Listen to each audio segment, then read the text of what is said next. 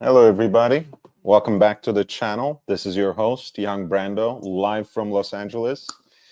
We are ready to talk watches.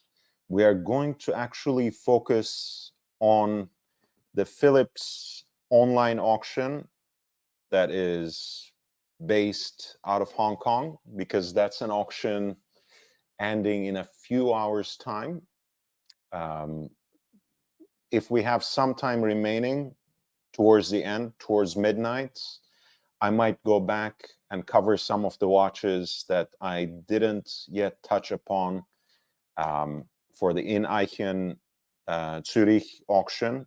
There's some interesting watches that we didn't really talk about. Some interesting pieces from yesterday that we didn't uh, really cover in great detail, perhaps, or that we can go back to, because some of these are extremely unique watches. Just to bring it up again very quickly, there were a lot of great, vintage Rolex Datejusts, especially some in precious metal and unique dials, some great Calatravas, classic, hand wound, extremely elegant, one in fact double signed and quite desirable in its own right. Um, a lot of cocktail watches, which is kind of an emergent genre, especially among men. You might say integrated bracelet dress watches as well. Oftentimes with that perfectly round shape, presented or mounted on a matching bracelet, oftentimes in mesh or Milanese style. One of them was actually from,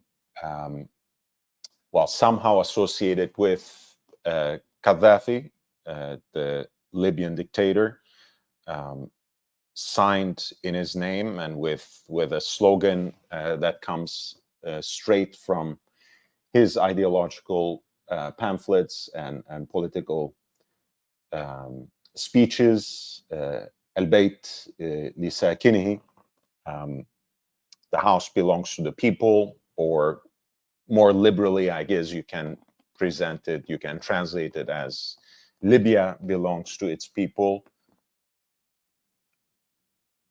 There was the famous quote unquote military styled Universal Genève Concours 30 with the black dial from the late, rather mid 40s, with questionable provenance, of course, even though this particular example does not actually have the Nazi aviation ministry's issue numbers on the back, which might perhaps clear it from such association. Incidentally, it also makes it somehow more affordable. Make of that what you may.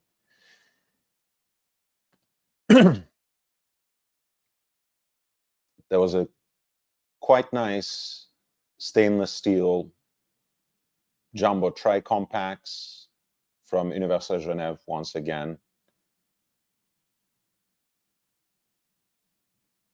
Right here, a beautiful 6265 gold Daytona on the matching riveted oyster style bracelets. Some great stuff. I'm just going to put the link of this auction too in the chat. So for whatever reason, if you want me to go back to one of the lots, feel free to send in the number with a super chat, whether it's a watch that I covered, but perhaps not from a perspective that you would have wanted me to address, or a watch that I didn't get to yesterday night, feel free to send in the lot number and I'll see what I can do. I've continued today to post some pieces from Michael Schumacher's personal collection. These have been a great boon for me. So I do thank Mathieu from Christie's Watches for, well, first of all, for coming to Los Angeles to do that preview for people like me who live here and who don't necessarily have the chance to make it to Geneva on an annual basis, but also for being patient with me as I was going through these pieces and trying to get a better idea of what was so special about them. I talked about them quite a bit yesterday, so I'm not going to repeat every detail, but basically the family, which doesn't necessarily care much about watches, wanted to move on from at least some of the significant pieces from Michael Schumacher's personal collection. These include an entire set of the F.P. Jean ruthenium collection, those platinum 40 millimeter pieces that marked the transition from brass movements. So they still had the ruthenium, they still had the brass movements, but ruthenium plated rather than rhodium plated, like the old ones. And they also had these very striking smoke gray ruthenium coated dials as well. This is an entire 5-piece set that includes, of course, the Tourbillon Souverain you're looking at right now. It also has a chronomètre résonance that I posted, an octa chronograph, long discontinued self-winding chronograph with the flyback function, which happens to be my favorite watch by F.P. Jean, and of course the octa jour nuit, which was exclusive to that collection. All of them were produced in 99 pieces, and Schumacher sets, all 5 pieces of which are being sold in the upcoming Christie's Geneva auction, are all numbered 92, which I believe is a reference to the year Schumi won his first Grand Prix in Belgium. I wasn't able to confirm that, but it makes sense. The set also includes a very special Rolex watch that I'm going to reveal on Instagram tomorrow, and we'll, in all likelihood, we will be able to talk about it on Tuesday as well. And 2 personal gifts, 2 Christmas gifts by his team chief, Jean Todt, his team chief at Ferrari,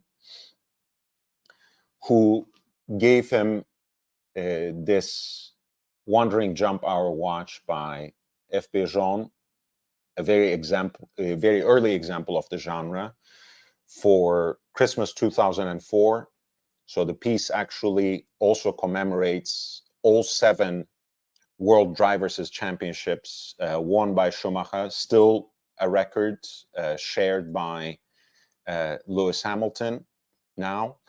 I'll forever beat myself, of course, for not setting this to number 7, but no one's perfect, so I do apologize. But as you can see, the entire chaptering is in Rosso Corsa, the racing red that is often associated with Ferrari and Italian racing at large. There's also the full Scuderia Ferrari logo with the prancing horse against the yellow background, a representation of Schumacher's racing helmet, as well as a shield that each of which represents Schumacher's 7 championships. And this very special Royal Oak from the Christmas before. So this is a Christmas gift from Jean Todt to Michael Schumacher in 2003.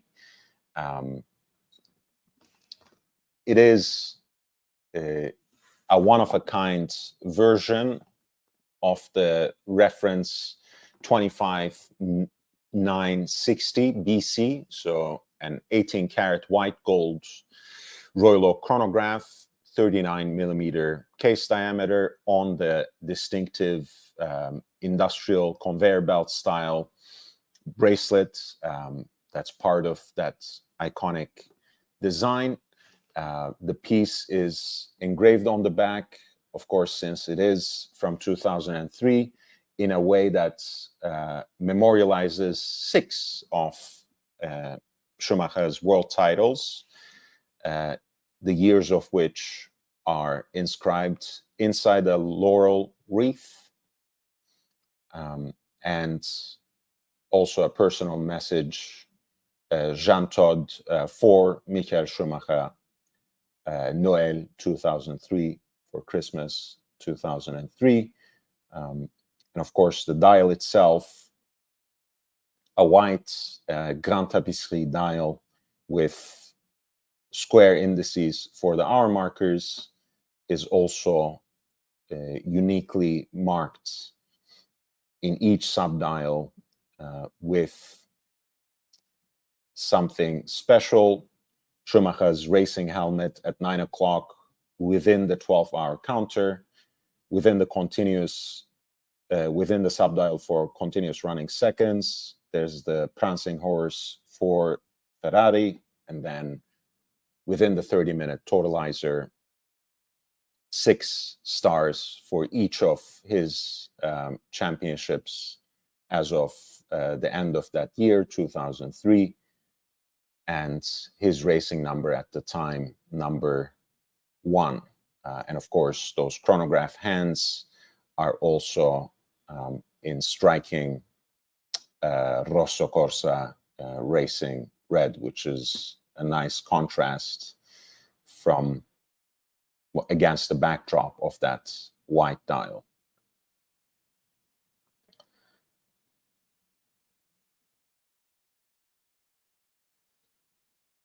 Hey, Patek Chris, nice to see you. Tater Dom,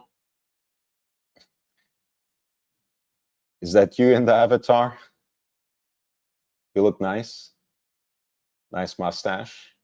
Thomas Broadband says a nice personalized touch in each instance. Yes, that is nice to note. So without further ado, let me get to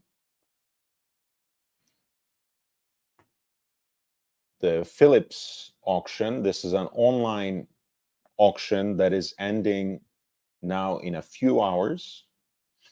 Let me post the link once again. So if you wish, you can browse at your own pace and let me know if you want me to highlight any of the watches, if you would like me to take a closer look. The auction ends, as I mentioned, in a few hours. We have about 152 lots, mostly the usual suspects, right? I'm not going to complain because they are always worth discussing. You know, the Rolex and Patek classics that always perform well in the auction circuits, whether they are the vintage mainstays or the desirable models from the current lineup or from the recent catalog. And of course, as always, the major independents like FP Jean, like Alang und Söhne, which is technically not an independent, of course, but is often mentioned in the same breath as some of the emergent independent makers. De Béthune,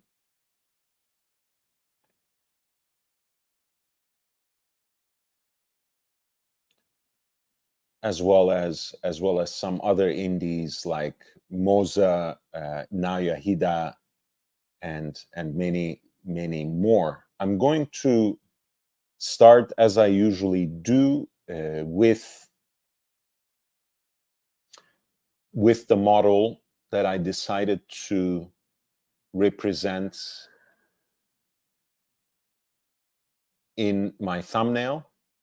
Oh, there's Terminator 3 Royal Oak Offshore. That's a true beast of a watch. We'll get to that, I'm sure, in due time.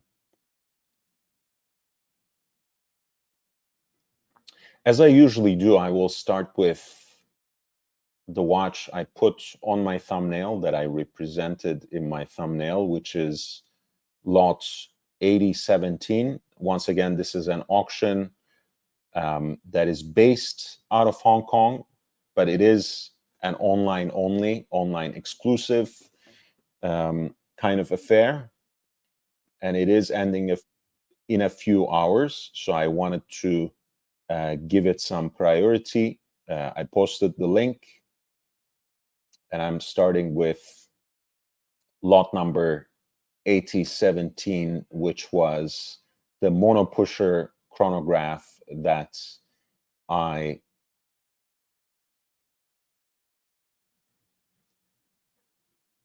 took for my thumbnail. This piece is significant in a couple of ways. A lot of times, the quick way that I like describing De Béthune to someone who doesn't know anything about watchmaking is classical watchmaking meets science fiction. If that person knows a little more about watchmaking, you might say Breguet meets Star Trek or something like that, to be a little more specific. And I think DB1 is a great representation of that style. You might say that it is much more classical and even slightly more conservative than the kind of aesthetics that we associate with De Béthune today. But you can already see the roots of that expression, even in this kind of early model. I had the chance last year at Watchbox's LA location to examine an early example of this piece, a very specific kind of it, I have to say. A gem set 1.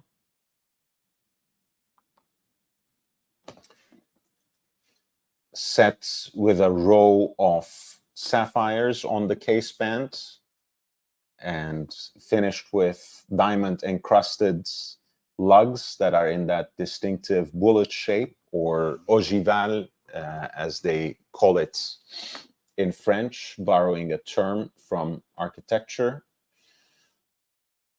There's the gem setting, which really takes things to the next level.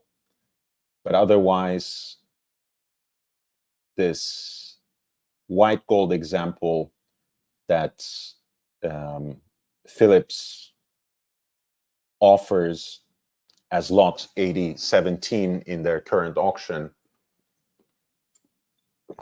is quite similar. You might be confused as to why I call this white gold. Trust me, it is. A lot of more recent alloys that companies like Rolex and AP, and to a very large extent Patek and others have come up with, are much more resistant to this sort of wear and tear, or you might say more positively or simply neutrally, patina, because in older alloys, a lot of times the rhodium plating, let's say very quickly, that gives white gold or gray gold, that silvery, warm look, wears off. So ultimately, you get more of a yellowish hue, more of a champagne-like tint over time, which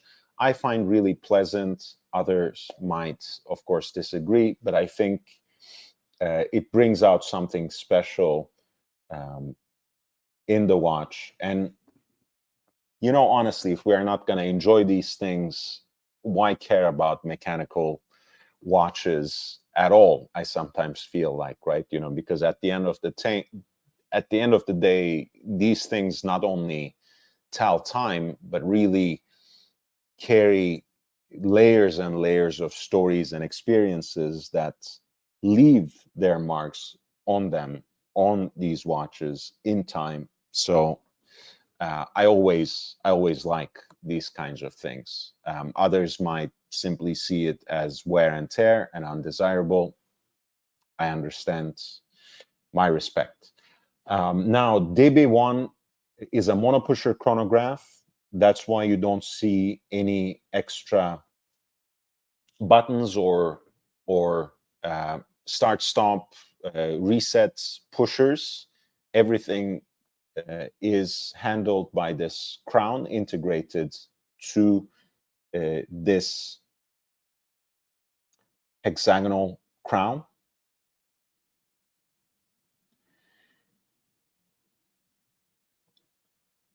Of course, De Béthun's mastermind, Denis Flageolet, is a particular specialist, you might say, in single button chronographs. As part of THA, with François Paul-Jean for that specific movement, caliber 045 MC, they actually gave Cartier a revival of that Tortue single button or monopusher chronograph for that famous CP series, the 1998 to 2008 production of a private collection of Cartier Paris that brought elements of high horology in-house and also in collaboration with emergent independent watchmakers, with classical designs from their own catalog. So DB1 as a monopusher chronograph is carrying on that legacy onto the independent brands that Denis Flageolet established as an independent brand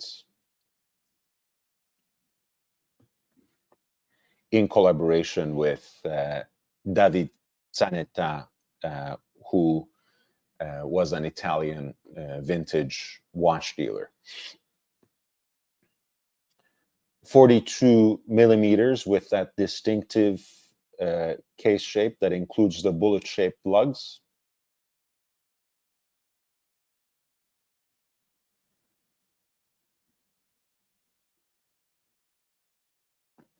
And you can see the influence of classic Breguet on the dial of the watch as well.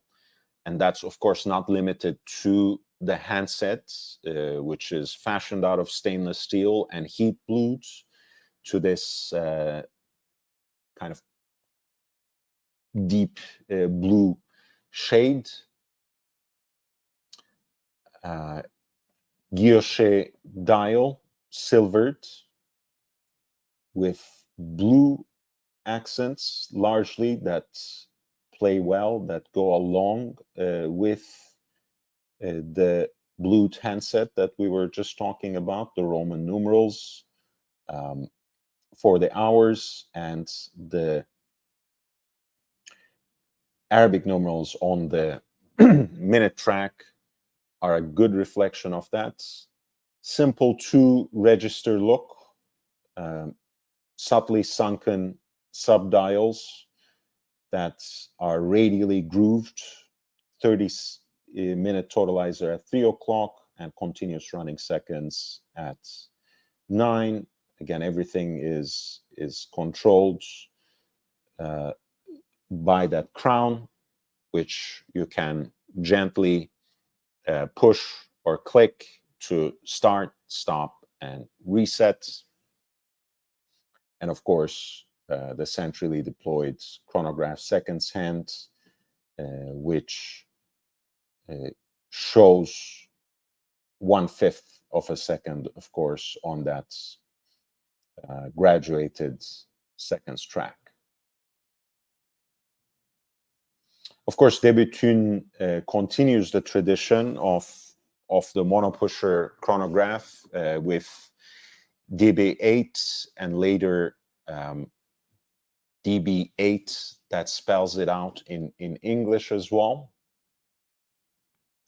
But those are a little different, with a single register at 6.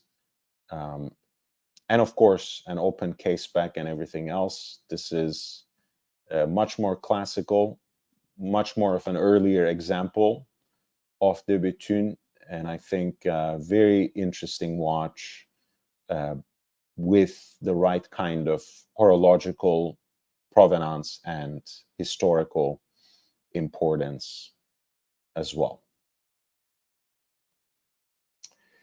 Lot 8017 closes in less than 3 hours from around 2002, 42 millimeters in 18 karat white gold, single button chronograph by Debutune DB1, currently being bid at 600,000 Hong Kong dollars.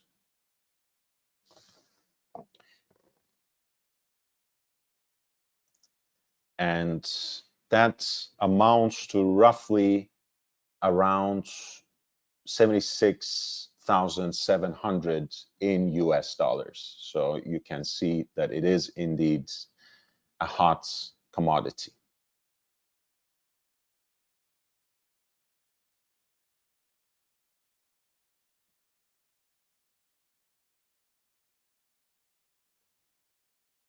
I want to continue with something that is inevitably a crowd pleaser. Lots 8013. This is the 50th anniversary version of the Platona, of the Platinum Daytona. In year 2013, this piece was created as the first Platinum Daytona in serial production. Before this watch was first introduced, Platinum Daytonas were made for very, very special friends of Rolex. The president, Patrick Heinecke, had one himself as well, I believe. But most importantly, this was the way they wanted to mark the 50th anniversary of their iconic sports chronograph, and I think it's a beautiful piece. My friend Oz in the chat, who reminds you to upvote, actually prefers this particular generation of the Daytona. I don't know if that goes for the platinum version as well.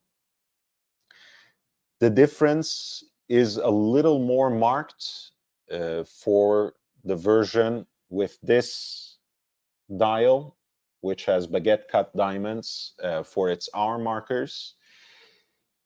In the newer generation, of course, beyond the distinctions of the new reference number and the new family of Daytonas,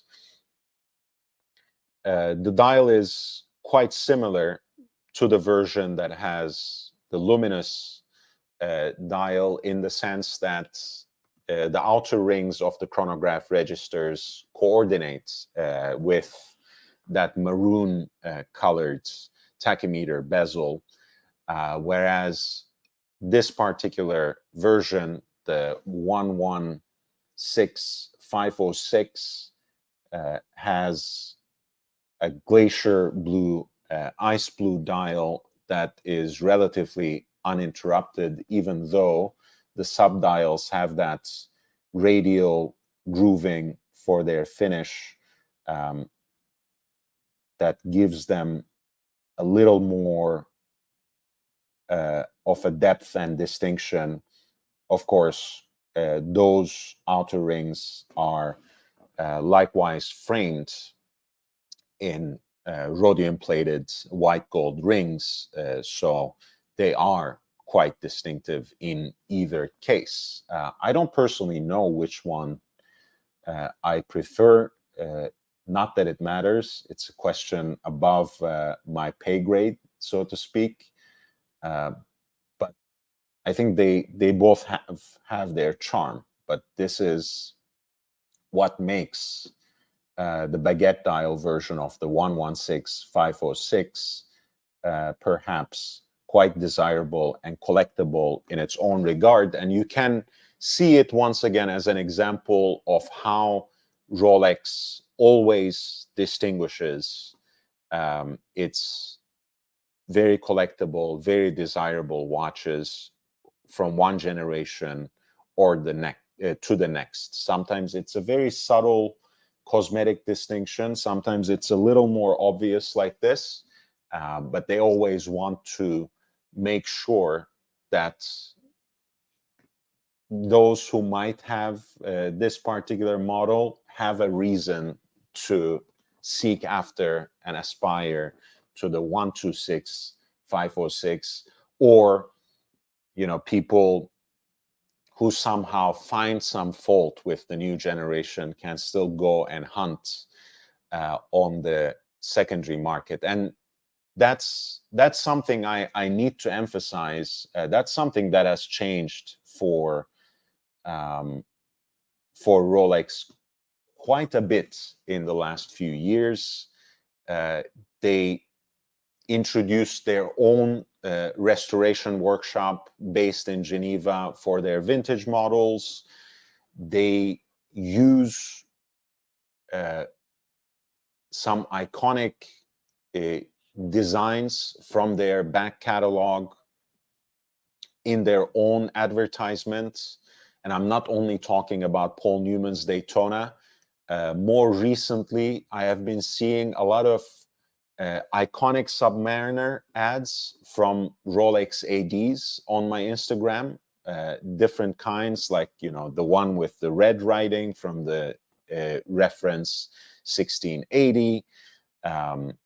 I see the classic Submariner dates that followed that 16800s. I see all kinds of meters first, the iconic Submariner. So I feel like something is coming from that direction. I feel like something is brewing, but beyond suggesting that, I simply want to emphasize that Rolex seems to be paying a lot of respect and attention to their vintage watches, to their heritage collection, in a way that they didn't before. which never made sense to me, because clearly when you look at their designs, there are brands that care about their distinctive heritage. But there were enough stories of watches that were horrifically butchered by their own service departments, in for the sake of modernization, and that always didn't, that never reconciled the kind of brand image that I have of Rolex in my mind, and I feel like it's something that they have finally transcended. This particular piece too, again, comes as a full set, quite desirable, in decent condition as well. And it is performing quite well, being bid at, once again, at around 600,000 Hong Kong dollars, which is almost 77,000 in US dollars, as I mentioned. Hey, Robert, nice to see you, man. Thank you so much for being here.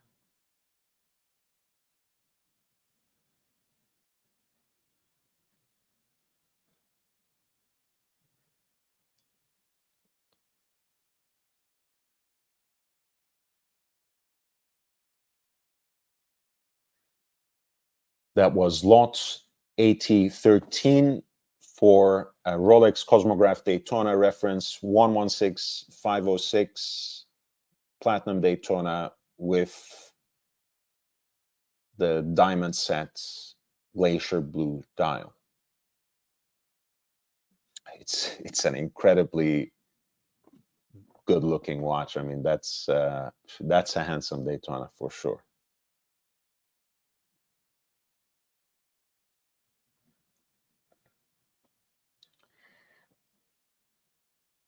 AT10, I find this piece to be one of the most attractive points of entry into the FP Jean catalog. I don't want to imply it's necessarily easy to get as a first purchase, but it's not impossible, because most people go for either, want to go for a chronomètre bleu or an élégante, which is FP Jean's particular version of a quartz watch with a very nice flat tortue style case. I'm sure everyone knows, but it bears repeating.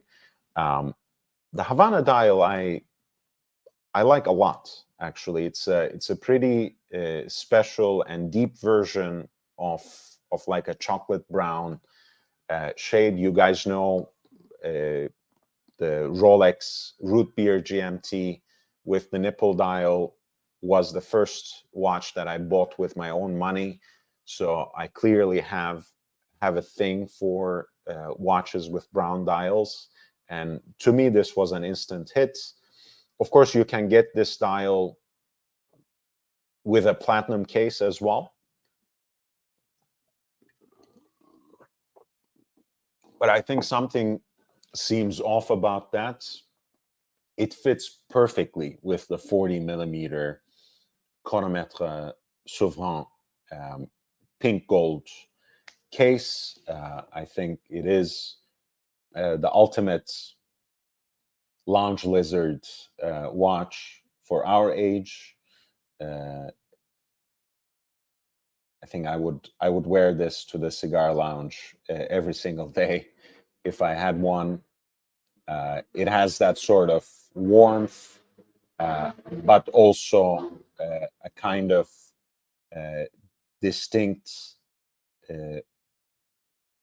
aesthetics on the dial. I know my friend JB, who is often in the chat, really likes the design of this particular dial because it doesn't have those sorts of cutouts, numerals. It eliminates number 3. It eliminates the number at 3 o'clock for the power reserve indicator, and it accommodates the off-center subdial for the seconds by shortening or abbreviating number 7 at 7 o'clock, which is quite a distinctive design element and something I really like. And I, again, depending on the particular watch, I like the contrast of the pink gold movement with the platinum case. But for this particular model, it's just so harmonious with the chocolate brown dial, with the pink gold case, with the pink gold movement.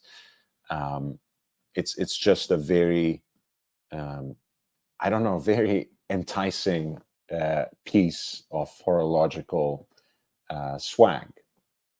I like it.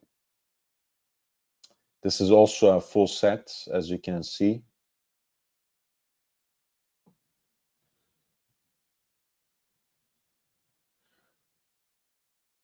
Lot 8010 closes in less than 2 hours and a half. And it is an FP Jaune chronomètre Souverain in pink gold with their distinctive chocolate brown dial, which they call a Havana dial, from around 2019. This piece is currently being bid at 400,000 Hong Kong dollars, which is an amount slightly above 51,000 US dollars. JB, thank you so much.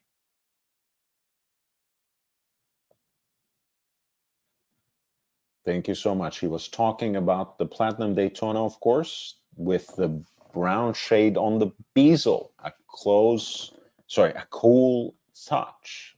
Live from LA, Robert Taylor. Robert Taylor. We can talk right now. AP Summer Edition when I have time.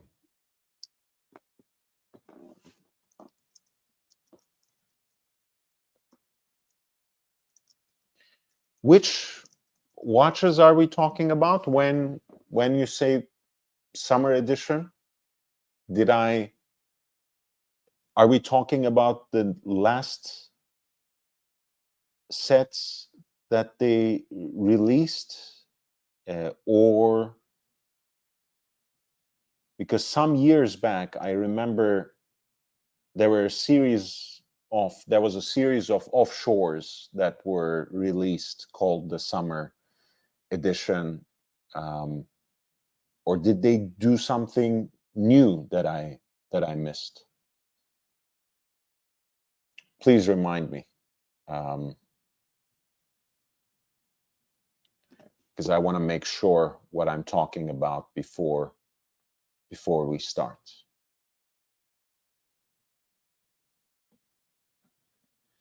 The 2017 year, the 2017 model, which one are we talking about? Because I think there were a few different ones.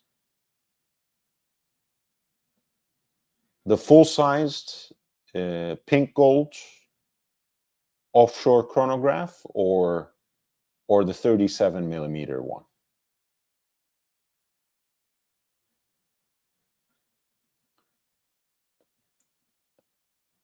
So the 26408 in pink gold, is that Is that right?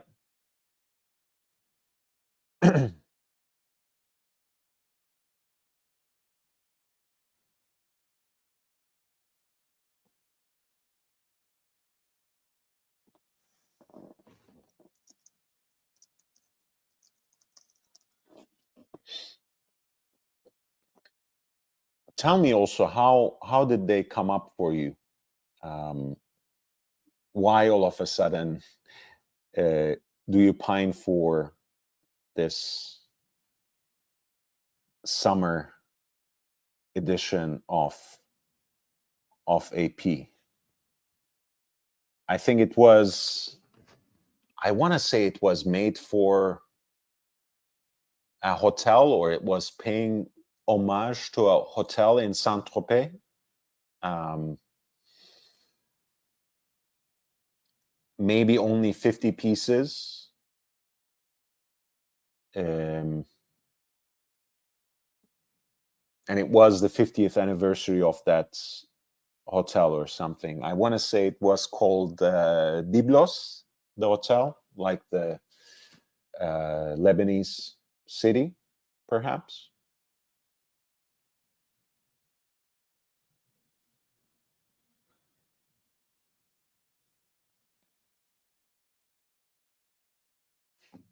Okay, found it. I think someone might even have it in stock. This is it.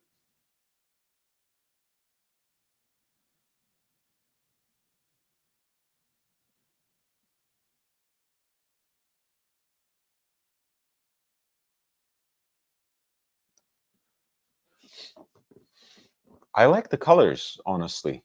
Offshore chronographs are always a little too big for me, especially in this 44 millimeter size. But then again, I have rather puny wrists. Um, quite frankly, I prefer actually this layout when it comes to Royal Oak / Royal Oak offshore chronographs. Um, the one that has the classic 3 register layout with the date at 4:30 always bothers me. There is somehow more of a balance to this 6, 9, 12 o'clock layout with that inverted magnifier and the date window at 3. I find some sense of balance in this version of the chronograph that I could never find in Royal Oak chronographs because of the inclusion of the dates. So aesthetically, I find a lot to like about this watch. Again, from a personal standpoint, I would like it, of course, smaller and in white metal, but that's just me. Uh, I love the dial. I have to say, I love the dial. I've always preferred, otherwise, the finer original Petite Tapisserie or uh, even Grand Tapisserie, but offshore goes mega, as you know, which has more of a chocolate bar feel compared to, or waffle dial feel compared to the finesse of the classic Royal Oak dials.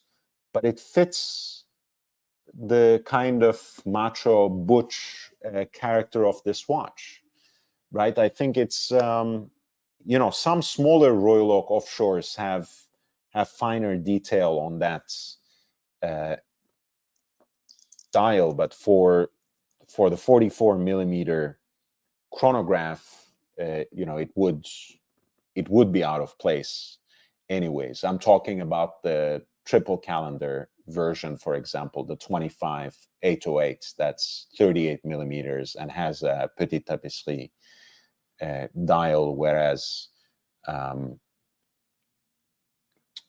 course, or 25807 as well, same watch on an integrated bracelet rather than um, on the leather strap.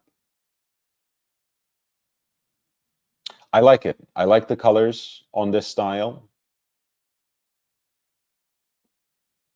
I mean, who wouldn't, right? It's red, white, and blue. I like the way that centrally deployed chronograph seconds hand is in pink gold, but still tipped in red, and it coordinates with the red hands of the chronograph registers too.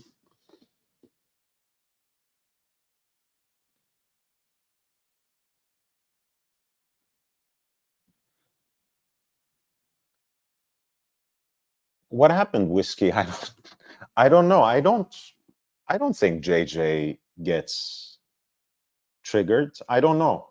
I don't follow a lot of drama, and I certainly don't, don't try to get under anyone's skin. Did I say something that would offend JJ? I don't think so.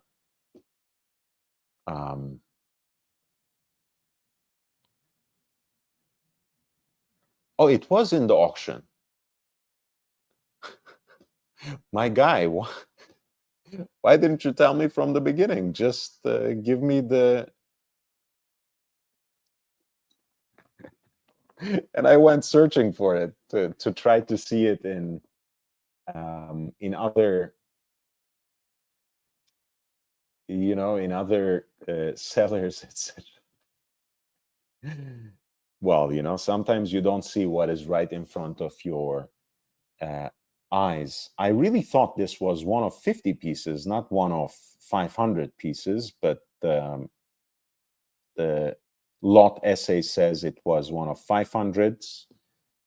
Okay, 50 of them were dedicated to Hotel Byblos Saint-Tropez's 50th anniversary and had the logo on the sapphire caseback. I don't think that is the case with this particular version.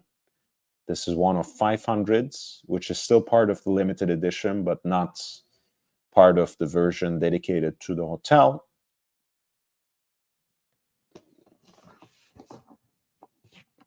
Yeah, I think it's a very sexy watch. I like the offshore chronograph.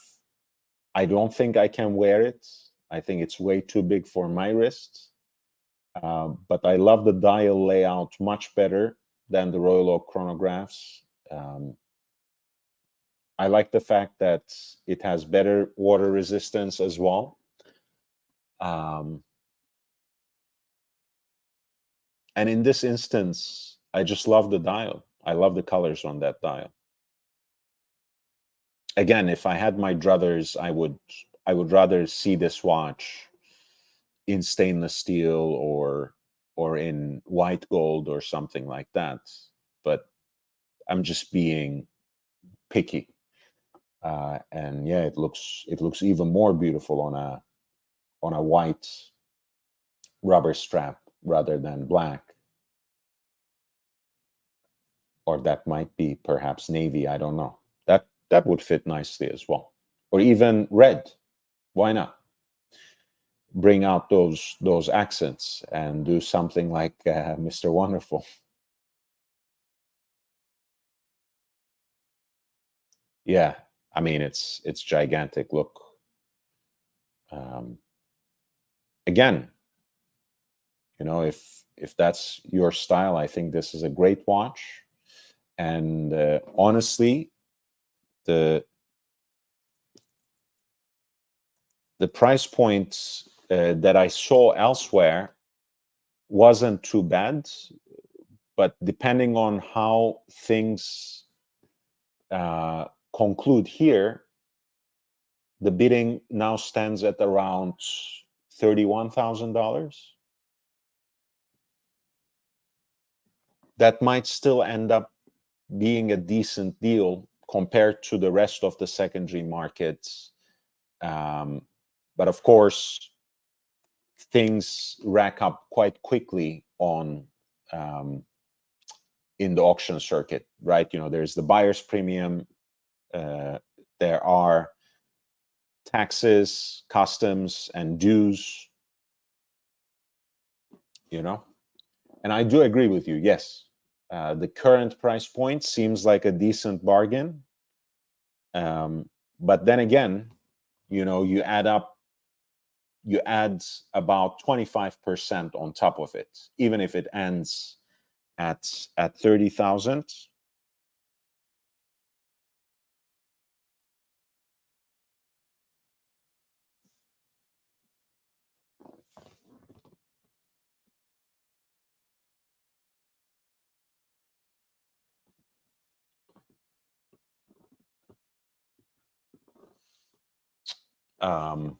What does that mean? Yeah, you would still be paying around 37 and a half. And again, the bidding currently stands at that point, right? So if someone bids on it, if you want to bid on it, you would have to raise it a little bit. So the bill will quickly rack up to 40,000, just to put it out there, right? That's still reasonably better than whatever it is listed for on the secondary market. But again, something to keep in mind. I think whiskey, the thing with big auction houses is not that they don't make mistakes, not that they each have some sort of alleged scandal that always follows them. But the guarantee they provide is their expertise that's not necessarily bound to one location or another. So obviously they have a very international group of experts, of auctioneers who work for them. But I wouldn't, and of course they have different leadership in each one of their branches, so to speak. So it's not exactly the same people you're working with between Phillips Geneva, Phillips New York, Phillips Hong Kong. But overall, I think they're all the same. So I would not necessarily divide the kind of trust you would give or withdraw from an auction house based on where that watch is located. And quite frankly, when it comes to relatively contemporary pieces like this, that mostly come as a full package, full set, so to speak, down to the hang tag. I think buying from an auction house can be relatively safe compared to many other things you can do. The things that are more suspicious and much more confusing arise when it comes to rare examples, vintage pieces, collectibles, questionable provenance, so on and so forth. That's when things get a little more complicated. But this was lot 8018 from the online auction Phillips Hong Kong. That's concluding in about 2 hours now. One of 500 pieces. It's the summer edition AP Roylock Offshore Chronograph from 2017. Reference number is 26408OR. Pink gold, 44 millimeters, and it is currently being bid at around 31,000 US dollars.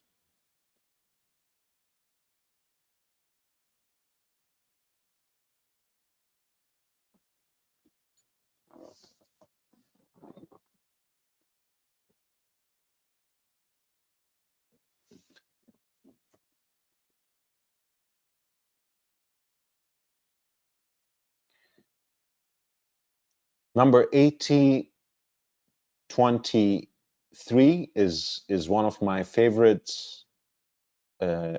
pieces ever made, honestly, by Breguet. It's relatively contemporary, you might say. It's a split-second chronograph, rattrapante, so to speak, to say it in French. I have to say, I prefer the predecessor of this model, the 3947, for example, is one of my favorite pieces of all time from Breguet. But the aesthetic of this watch is perhaps more pleasing because the split-second pusher is integrated into the crown, whereas the 3947 has an extra pusher right here at 10 o'clock, which is also not symmetrical to the start-stop pusher at 2 o'clock either.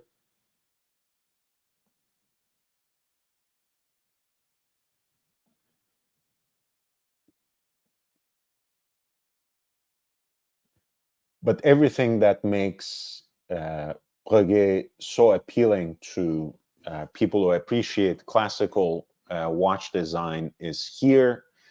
You have a dial, a silver dial that is produced from a gold blank, hand decorated by engine turning with traditional rose lathes, rose engines, a couple of different elements as always, with a hobnail pattern that decorates the center dial, a wave-like design that distinguishes the chronograph registers. Each sector of the dial is furthermore framed by this coin-edged detail, which gives a lot of depth and distinction to the dials. The hour track is Breguet frosted, so to speak, Roman numerals, the secret signature, the double signature that flanks 12 o'clock. And you have a nice balance between the signature of the brands, the movement number, which is a throwback to the way that Abraham Louis Breguet used to sign his pocket watches, and that plaque is balanced out at 6 o'clock with the rattrapante writing, which of course refers to the split-second functionality of the chronograph, which allows you to time two intervals in quick succession. All hands are styled in classic Breguet house style, and they're fashioned out of stainless steel, heat blued, a lovely contrast with the silvered background of the dial, 39 millimeters in white gold, classic teardrop lugs, finely fluted case band, smooth domed bezel, all the classic aesthetic codes of a Breguet wristwatch that have been put in place already in the late 70s under the visionary leadership of their master watchmaker, Daniel Roth.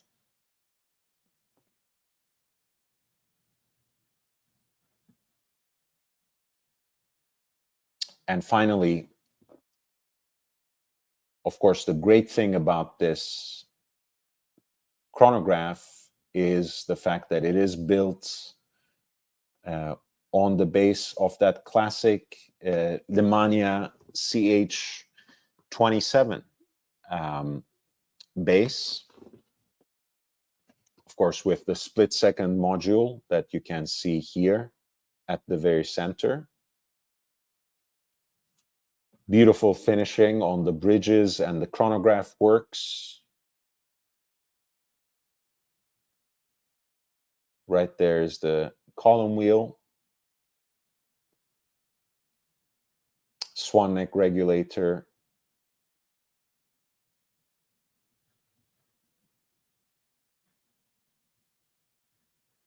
It's really a beautiful movement and a beautiful module, split second module on what is already a classic iconic movement, used, of course, for the Moonwatch caliber Omega 321, used for classic perpetual calendar chronographs by Patek Philippe 3970, 5970, used for the 5070 Patek Philippe hand-wound chronograph, used for hand-wound chronographs by independent makers such as Daniel Roth himself, Roger Dubuis, and others. So a lot of heritage, a lot of stories bound up in that classic architecture that has provided such a steady base for a lot of chronographs for the 20th century, and that is the case with the split second Breguet Classique chronograph reference 5947, start, stop, reset, and the split second button integrated onto the onto the crown. It is really a beautiful piece in 18 karat white gold. This is lot 8023. The bidding has started without reserve, and currently it is being bid at around 31,000 US dollars, which is an interesting price point for sure. Although again, I'm a bigger fan of the 3947, and that is possibly an even better bargain as well. But you know, I wouldn't argue with someone who finds this particular piece a little more attractive from an aesthetic standpoint, because this is, as I mentioned, how the 3947 looks like.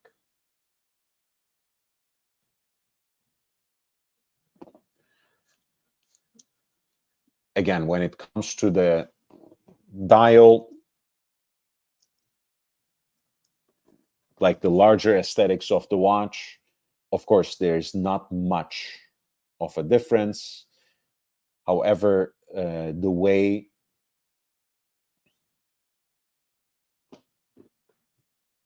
the split second function is laid out, the way it's activated is a little bit different, and that might, to some, stick out like a sore thumb. The case is a little smaller, by the way, for 3974, which is something that I prefer, but others might actually try to avoid. So that's another thing to keep in mind.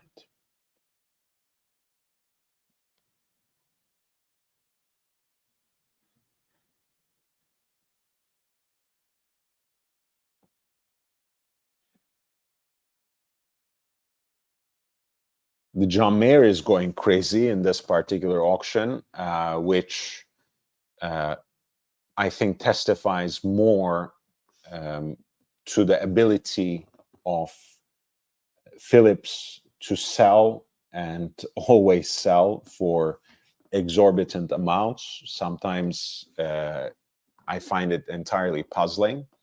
This is lot 8019 for the now discontinued so-called John Mayer Daytona. This is Rolex Cosmograph Daytona reference 116508 in 18 karat yellow gold with the sunburst green dial. Of course, once again, what you have here is a full set.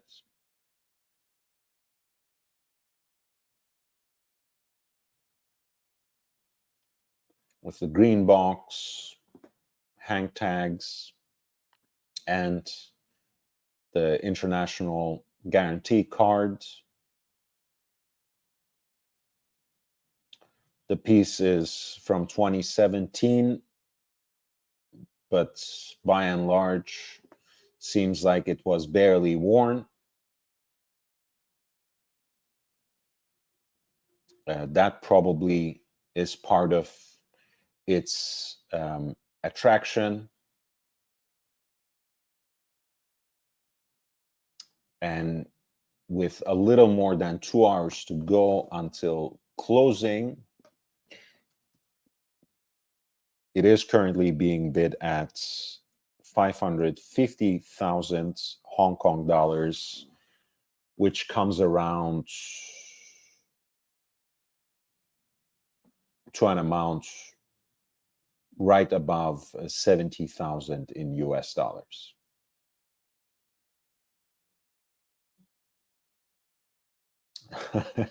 JB says swan neck regulator still comes across in the MTS. I'm guessing Mike the Snake voice to my ears. Does Mike the Snake, what does Mike the Snake have to say about a swan neck regulator? I don't get it. I have removed myself from those spaces for such a long time. I don't know what's going on for the most part. Here is one of the iconic integrated bracelets, stainless steel sports watches with the blue dial. Of course, the original AP Royal Oak Jumbo, as it was designed by Jarajanta and released by Audemars Piguet in 1972, is the reference 5402. But at least to my generation, as we were growing up, 15202 has established perhaps a just as legitimate representation of that jumbo design. There were, of course, many other releases, and also with the same reference number 2, but the 14802, for example, which was the Jubilee, released first in 1992 as a limited edition, as a limited series, that recreated the jumbo for a new age. The 15202 had a slightly different look until 2012, until the 40th anniversary.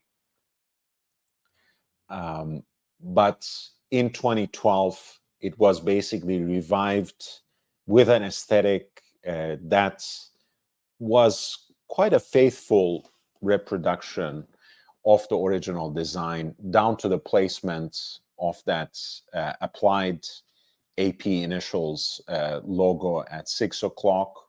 Of course, there are minor differences. the most distinctive of which is, of course, the thickness due to the sapphire caseback, at least in parts. The original 5402 scales right above 7 millimeters in thickness, 7.1.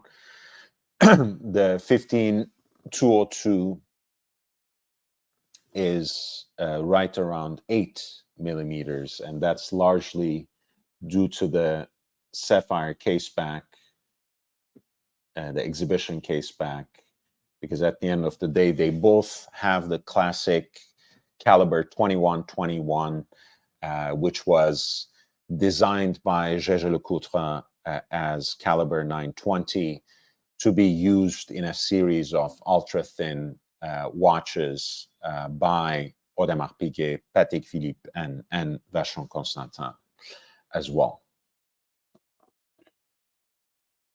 And the other quick aesthetic detail is how the date wheel actually has a background that matches the color of the dial, which was not the case with the original jumbo, with the 5402. This is an example from 2017, which comes from a time where they had changed some of their production methods. So it's no longer the monocoque or monoblock case. That would be another distinction from the original jumbo, but otherwise, this is a reproduction of the classic that remains quite loyal to the original. This particular piece comes with the box and papers, including outer packaging and instruction manuals and hang tags, dated back to September 5th, 2017. And it is currently being bid at an amount that is roughly equal to 41,000 US dollars.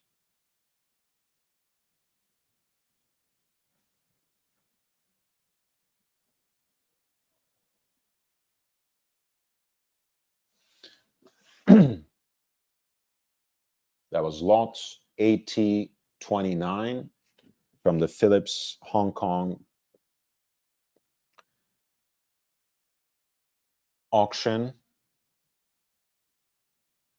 for an AP Royal Oak Jumbo Extra Thin reference 15202 in stainless steel. And again, the bidding currently stands at around 41,000 US dollars with a little more than 2 hours to go.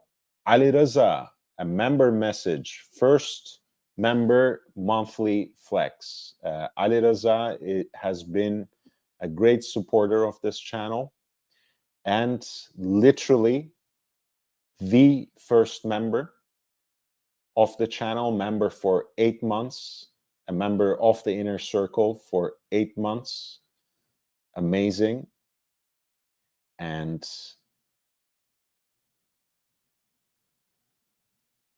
he also very generously just gave a super chat as well, 3733.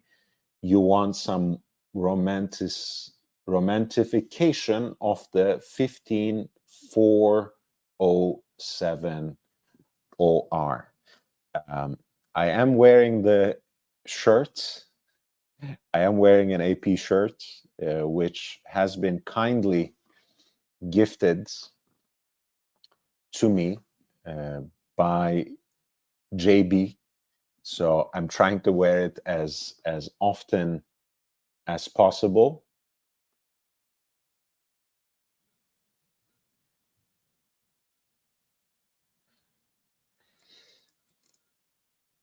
You know what can I say? I like the jumbo as it is, but when it comes to the open worked version, I think I might just prefer the 15407. I like it just as much in stainless steel.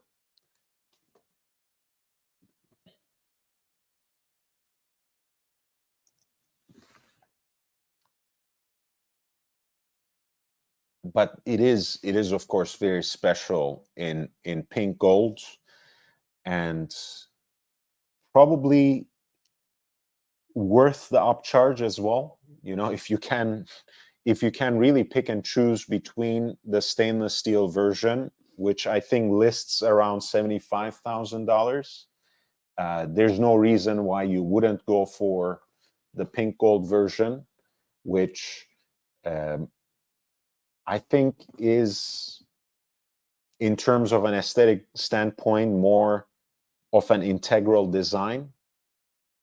I don't necessarily enjoy the way that the anthracite gray parts of the movements contrast with pink gold parts for the stainless steel version, whereas with the pink gold uh, case and bracelets, it makes much more sense. It fits more uh, perfectly to the vision of this watch.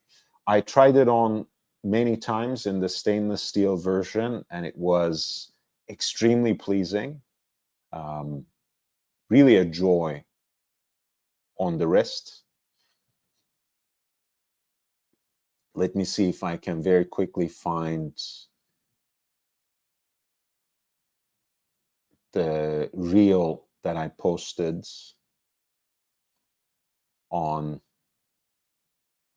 YouTube, the shorts rather.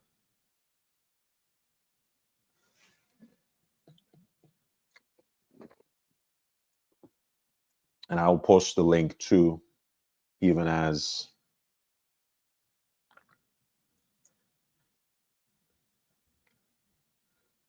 thank you, Bezels. Thank you for that super sticker that reminds people to upvote as well. Basil was also one of the first members of the channel and a long-standing supporter on Patreon as well. So he certainly gets to flex with his member for 8 months chat. Wishing everyone a great week. JB greets him as well. Hope you are well. Thank you, Jake. Doing well. Thanks. Same to you.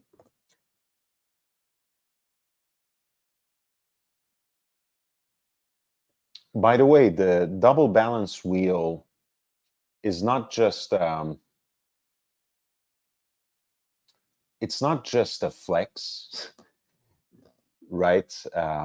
Of course, open working skeletonization is a horological art that Audemars Piguet for the longest time specializes in. So from a quote unquote artistic standpoint, it's already interesting, but what they're displaying there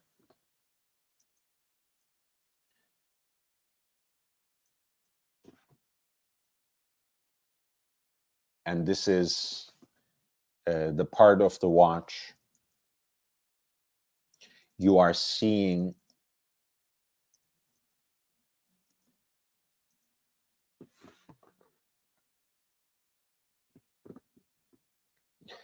at around 8 o'clock.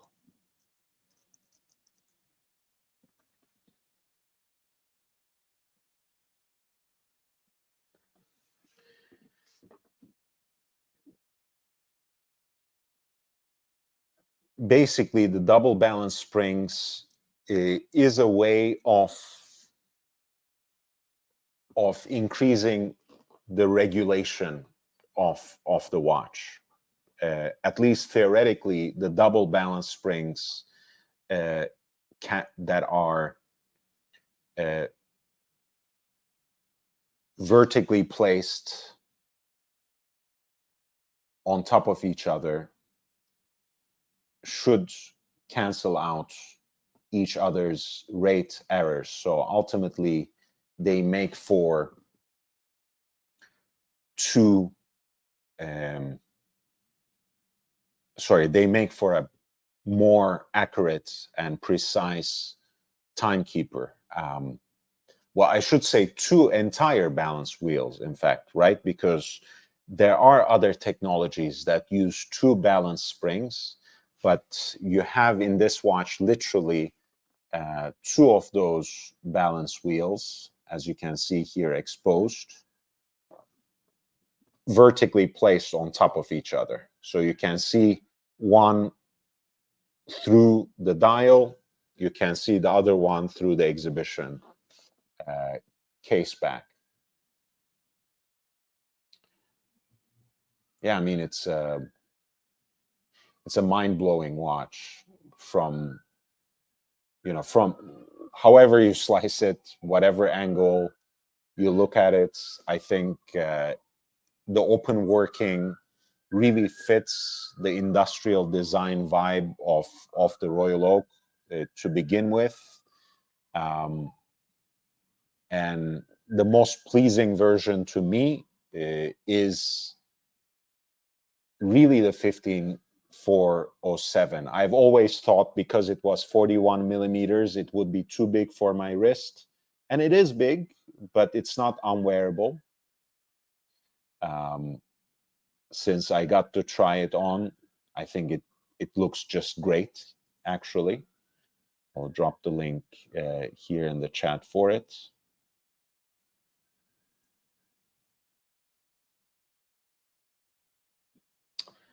And yeah, another open work that I really like, and that's the 40th anniversary version of the Jumbo.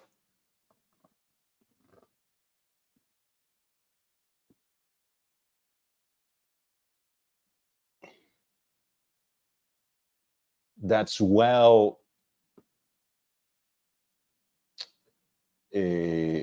above my pay grades. I can't even, Muhammad Ali used to say, you should wake up and apologize if you even dream of beating me. It's that kind of watch. I'm not even allowed to dream of owning something like this one day. 15203 PT Platinum Royal Oak Jumbo Ultra Thin.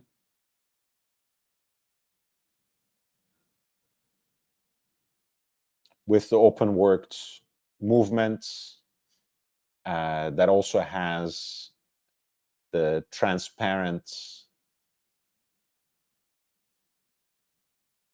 date wheel, which I know it's contradictory. I know it doesn't make sense. I usually hate date wheels and everything, but this particular version that actually preserves the date window of the Jumbo in the open worked,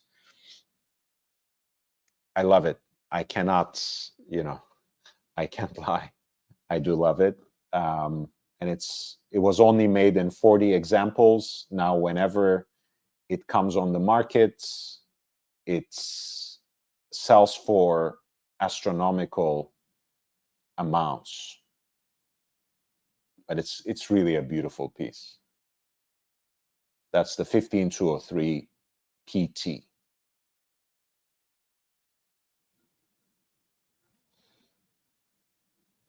Thank you so much, Ali, for allowing me to pour some love on AP, because God knows that I harbor very complicated feelings towards Audemars Piguet, and a lot of it is love. As much as I can never reconcile myself with the current makeup and marketing approach of the brand itself. But I don't know, maybe I'll make some peace with it at a certain point. Let's go to lot 8005 for a complicated version of Royal Oak's cousin, the Nautilus.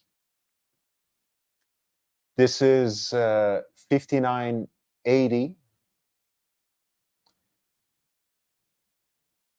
an example of the 5980, the Nautilus chronograph with the flyback functionality. The 5980 also fits with the narrative of anniversaries, right? Just as the version of the faithful version of the Jumbo 15202 was introduced on the 40th anniversary of the design. The reference 5980 along with 5711 were introduced on the 30th anniversary of the Nautilus collection in 2006. It was the first time that a Nautilus came with a chronograph function, and it integrated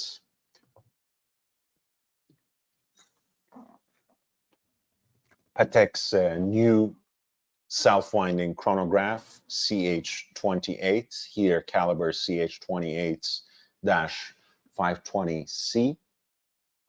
It has that crosshair style single chronograph register at 6 o'clock, which has a 12-hour counter at its center and a 60-minute totalizer for the minutes that counts from 0 to 30 at the outermost circle.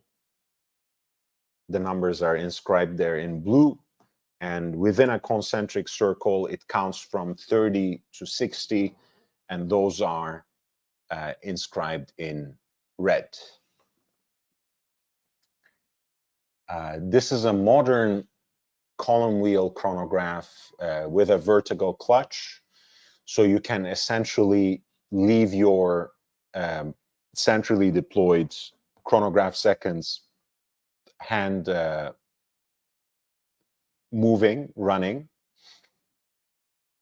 and use that as your seconds hand without introducing any extra friction or wear and tear to the movements. And you also have the dates window at 3 o'clock, which is, of course, part of the Nautilus configuration. In this case, I don't know, I would have always liked to see a version of this chronograph too, since everything is so nicely streamlined and minimalized. With the single chronograph register, I always wonder how this watch would have looked with an hour marker at 3 o'clock instead of the date window. I feel like it would have been really attractive. But then again, maybe I'm being extra OCD because obviously, with the chronograph pushers and everything, there's no perfect symmetry to this watch. So perhaps it's stupid to ask for it by eliminating the date window, but that's just a personal opinion. Honestly, one of the things I really like about the Nautilus is always the dial. I like that ribbed design that has this gradient black and blue configuration in its original shade. Otherwise, you guys know Nautilus is really not one of my favorite designs, but the 5980 has a lot to offer as a watch. And this particular piece is also a pre-2009 model.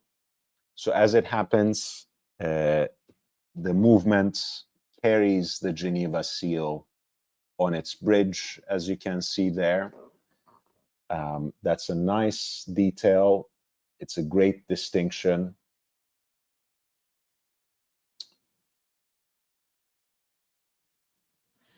This particular piece is apparently actually bought from Tiffany, which is stamped on the certificate of origin. Too bad they didn't find a way to sign the dial. I'm sure that would have made the price even more astronomical, but would have still been an interesting detail. Lot 8005 closes in less than an hour and a half, and it is currently being bid at 550,000 Hong Kong dollars, which is right around 70,000 in US dollars. Dexterious, thank you so much. Lot 3 on in Eichen versus lot 820 in Phillips. So let's compare. Let us compare.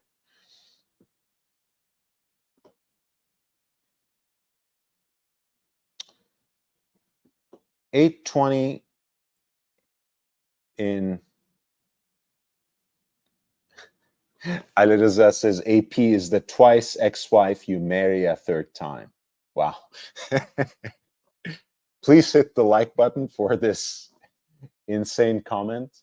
Honestly, it's Ali, that's a beautiful way of putting it, because sometimes, you know, we have such irrational emotional connections and responses to wristwatches that the only thing that they can be compared to are these sorts of romantic and amorous encounters and relationships. You know, there's no other parallel in life. Sometimes I know we exaggerated, we get carried away sometimes about these things, but okay, for me it's a simple choice. Dexterious. I'm really not a fan of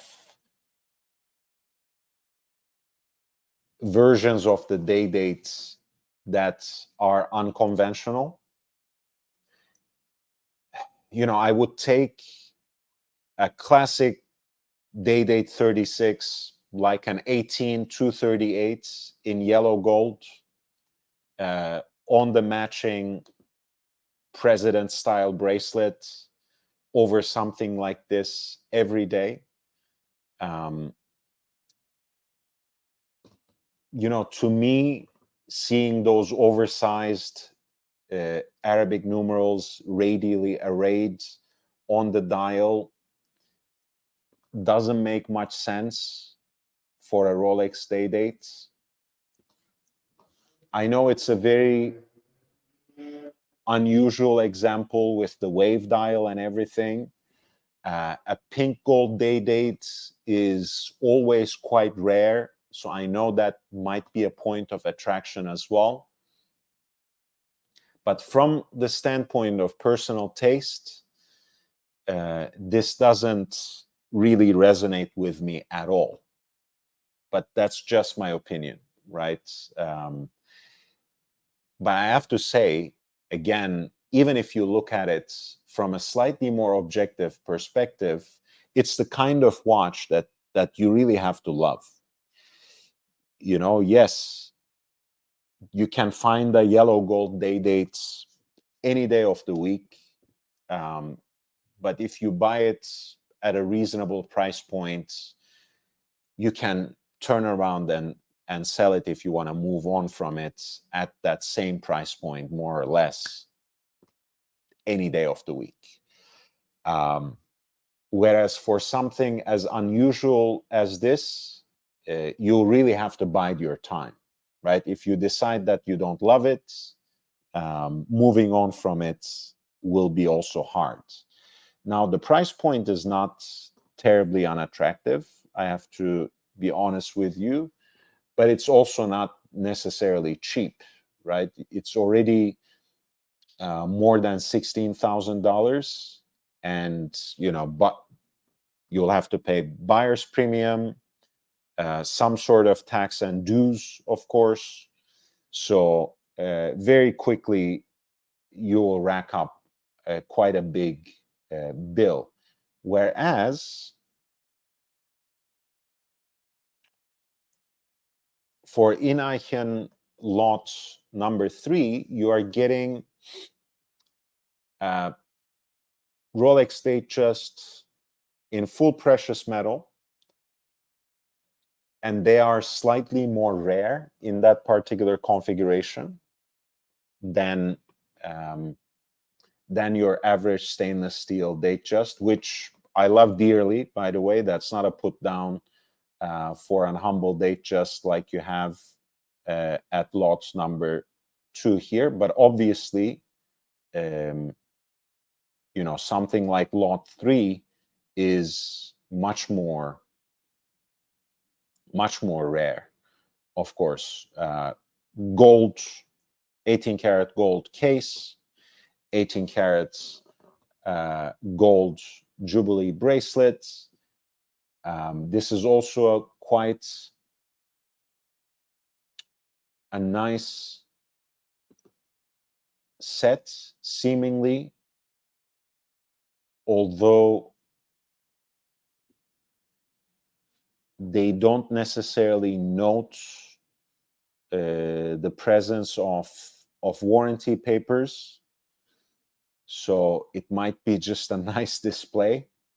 But hey, more than anything, the condition is very attractive,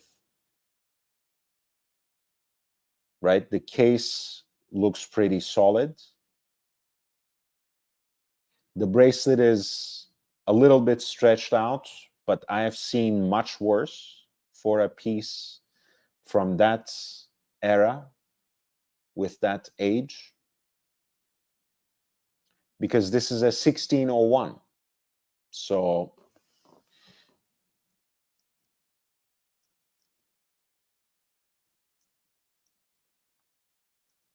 you are, even though it's not specified here, you are looking at a piece probably from late 60s, I want to say. And for that kind of watch, this particular example is preserved really well. Full gold Datejust is already relatively rare. Not ultra rare, but a little bit more rare than your usual stainless steel or two-tone example. And the blue dial, I think, here makes it look very attractive indeed. You can, if you buy something like this, you can immediately wear it on like a beautiful dark navy kind of leather strap, whatever kind or pattern you like. Send the bracelet for some sort of restoration. I know Michael Young in Hong Kong does a great job on them, but they're not the only option. And this is quite an exciting piece. No buyer's premium as well. So what you see is what you get. So it can be a very attractive deal. Of course, there will still be tax / customs dues, something to keep in mind. But to me, lot 3 of the Inaichen auction every day compared to 80-20 for the Phillips Hong Kong.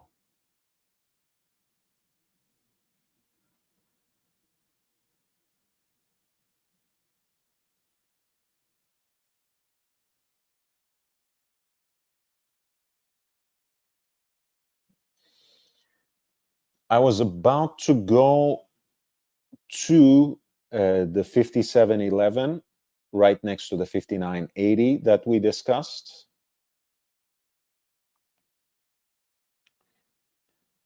In a way, they are companion pieces because the 5711-2 was introduced in 2006, commemorating the 30th anniversary of the original Jarajanta design.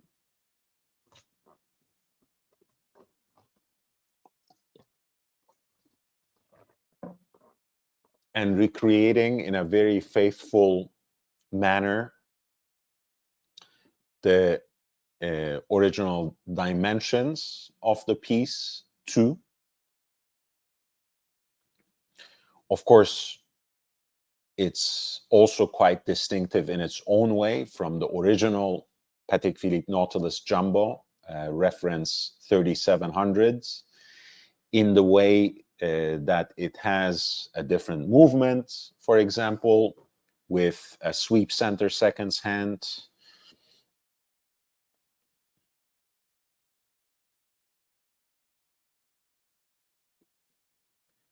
and also slightly different dimensions as well. Not to forget the exhibition case back.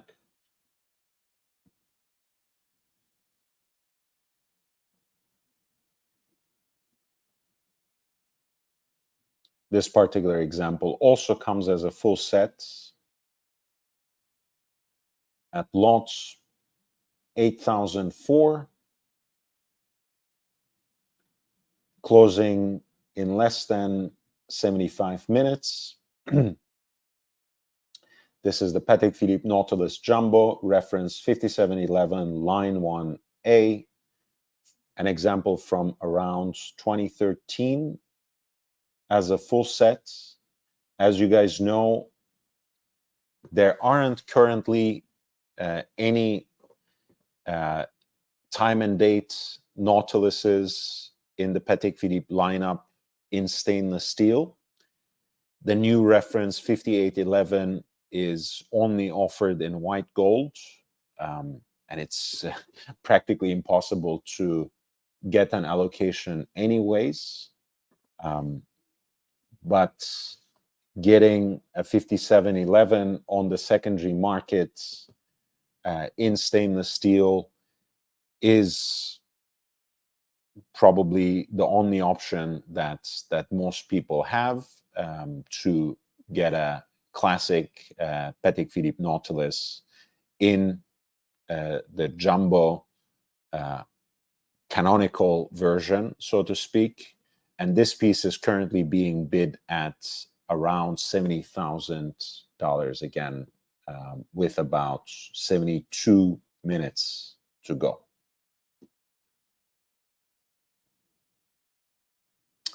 Dexterious, thank you so much. 2 more Canadian, lot 3 it is. I'm glad I was able to convince you. Again, you know, the pink gold day dates at lot 8020 here. It's not a bad watch, right? It is interesting. It is unique. It just doesn't click for me, honestly.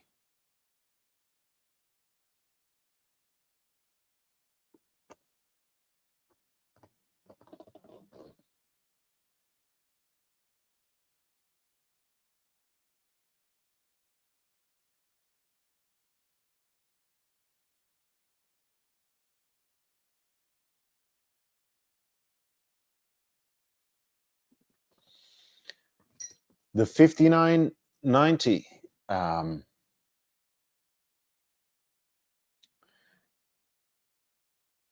this particular version, this particular dial color is now discontinued.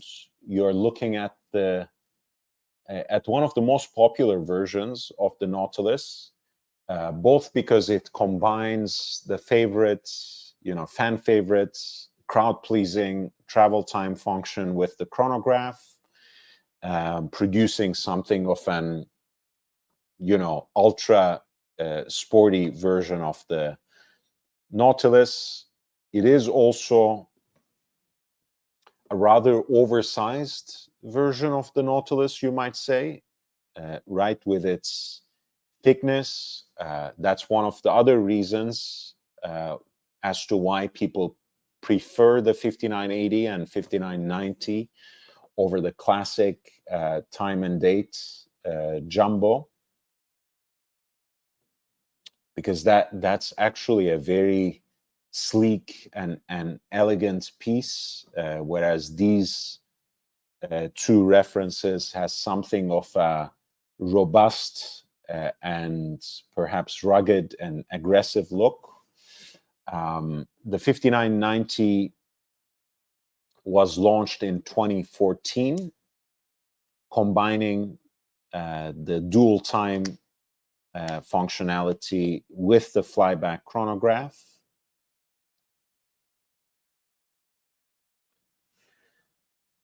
And as you can see, it integrates the pushers for the travel time function into the symmetry of those of the Nautilus design, resembling the crown guards at the 3 o'clock side.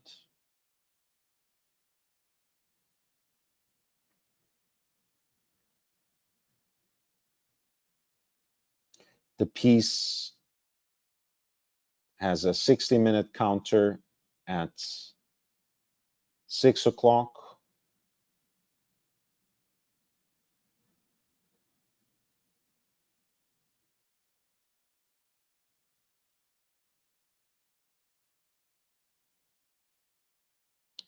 And a pointer date at 12 o'clock. This particular example, which is now discontinued, has this sort of anthracite gray dial, which I think looks actually quite nice and distinctive, even though I prefer the blue dial or black blue dial on a Patek Philippe Nautilus. I think this was quite nice as well. And of course, you have that skeletonized extra hour hands for your reference time. And you have the two holes on the dial that serve as day and night indicators for both the home / reference time as well as the local time too.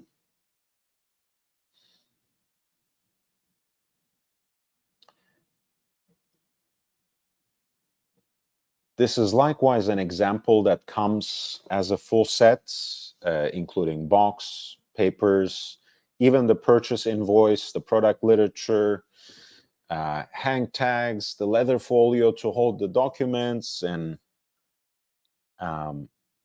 also the setting pin. I'm not sure if the box is included. It's not photographed and it's not mentioned in the listing either, in the lot essay. So the box might not be included, but everything else practically is, including the certificate of origin. So this is a pretty nice set. It's a pretty nice kit. For a Patek Philippe dual time chronograph Nautilus, reference 5990, line 1A, with the anthracite gray dial, discontinued since 2022, replaced with the classic black blue dial version in stainless steel, with about 68 minutes until closing. The piece is currently being bid at an amount roughly equivalent of 77,000 US dollars.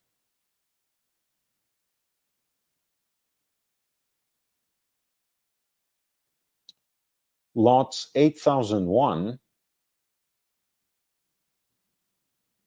which closes in about 62 minutes, is another classic, now discontinued since 2020. This is the reference that replaced the 50th anniversary Submariner, the so-called Kermit. It was produced for about a decade, between 2010 to 2020.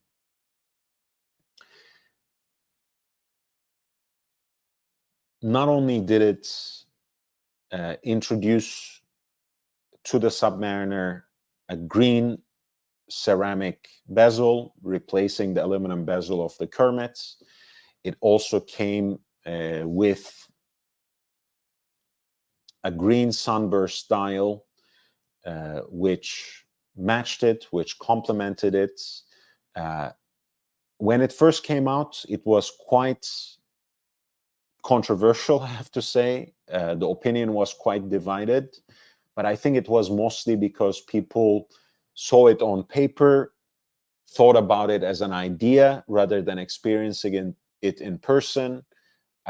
Once it hit the shelves, once people could actually see it, I think it started picking up some traction. And before it was discontinued, people were already asking for a premium over the standard production version on the secondary market, which I think makes sense because even as it can be quite distinctive and loud, in broad daylight, in excessive sunlight from certain angles, I think in most instances, it's actually quite subtle. You would be surprised, especially by how easily the green bezel blends, which is something they kept for the current reference as well, 126610 LV. But even the dial, even the green sunburst dial, unless light hits it from a certain angle, it is actually quite subdued in a way that you might not expect. So this is for a now classic and quite collectible Rolex Submariner Hulk, reference 116610 LV, lot 8001, closing in less than an hour now. This particular example is a full set from around 2015, and the piece is currently being bid at around 14,000 in US dollars.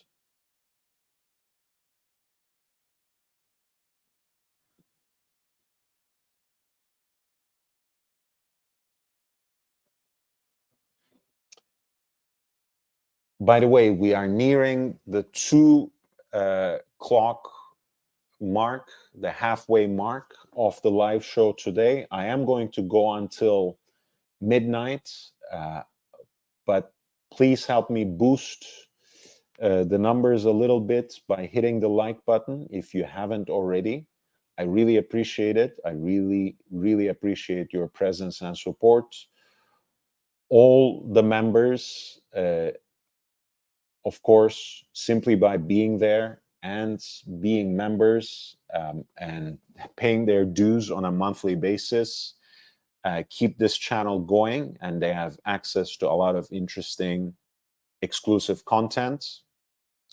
Most of my special Will Funter series that takes a historically and horologically substantive look at the watch market is gradually going behind that paywall, gradually becoming a member exclusive. I'm still going to produce different kinds of videos that will be accessible to the larger public, of course, but I want that series to serve my inner circle first and foremost, so you will have exclusive access to that content that is going behind the scenes. All of you who have contributed in Super Chat so far, I really appreciate you. Once again, for a channel like this that is completely independent, that consciously does not take any sponsors, it's very important that it is supported by the contributions of its audience.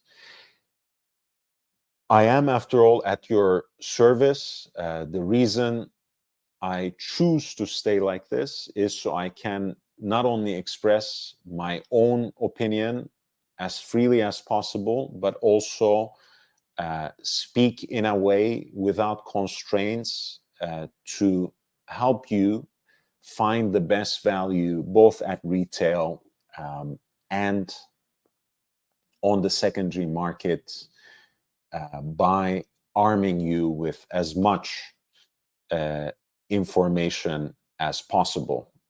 This is, after all, a community that comes together purely around knowledge of and passion for wristwatches. So we can only exist by supporting each other and making this hobby as enjoyable as possible. So I do appreciate your support so much. Pauli, nice to see you, man. Haven't been tuned into many YouTubers lately. I'm the same. I tune in and the Hulk is on the screen. I'm wearing mine now. Definitely looks dull, almost black, unless out on a sunny day. Enjoy the show, everyone. You are heading to bed. Good night. Thank you for reminding everyone to upvote. And yes, it's pretty subtle actually when it comes down to it, which makes it an even greater piece, I think, because you get basically two different faces of it in a way. Speaking of divisive designs, I think the Alan und Söhne Odysseus, or Odysseus, as the Germans say it, has been one of those. I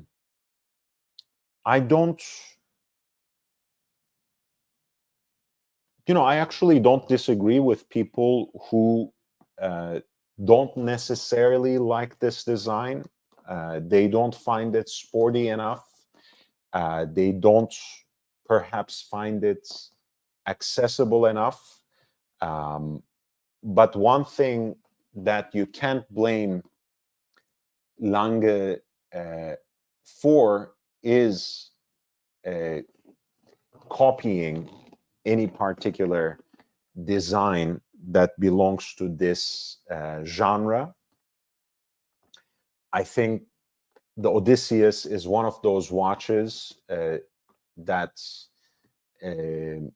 if you were to present it without any branding or signature on the dial, people would still recognize this watch as a Lange watch if they know anything about Lange at all. And I'm not only talking about the distinctive day-date display, which harkens back one to their oversized date display, of course, that's pretty characteristic, but also ultimately to the aesthetic and to the narrative that they tie all the way back to the 5 minutes clock that adorns the stage of the Dresden State Opera, or Semper Oper, as they call it after its architects. I made one of my earliest videos about the architectural and design inspirations of Erlanger und Söhne. So I will share that link right here in the chat if you want to watch it later.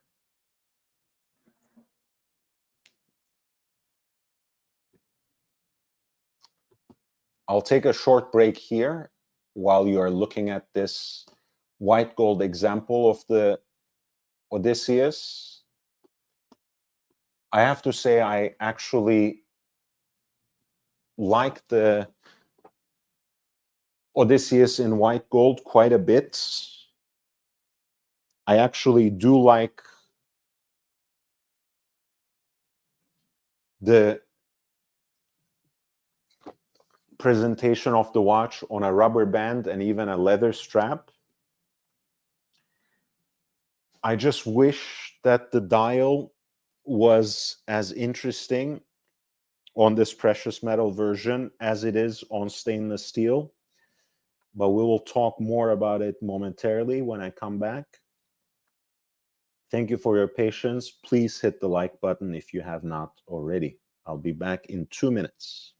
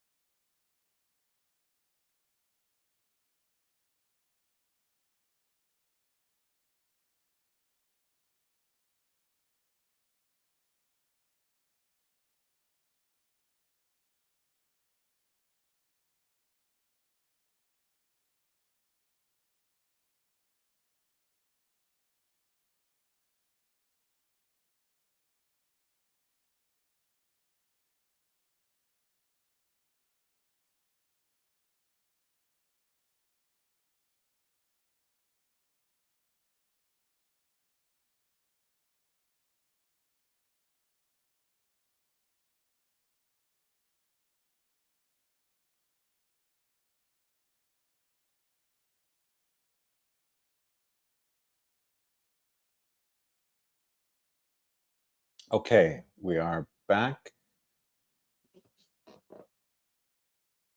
I mentioned that as much as I like the white gold version, I don't find it as interesting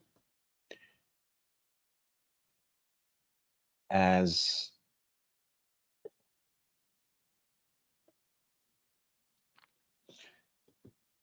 the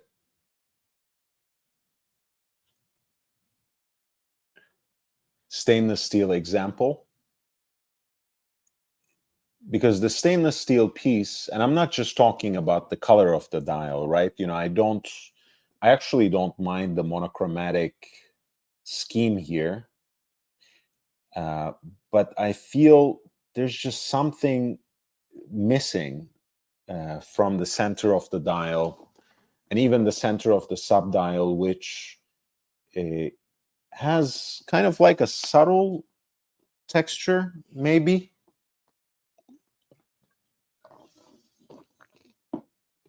But it doesn't have the kind of distinctive texture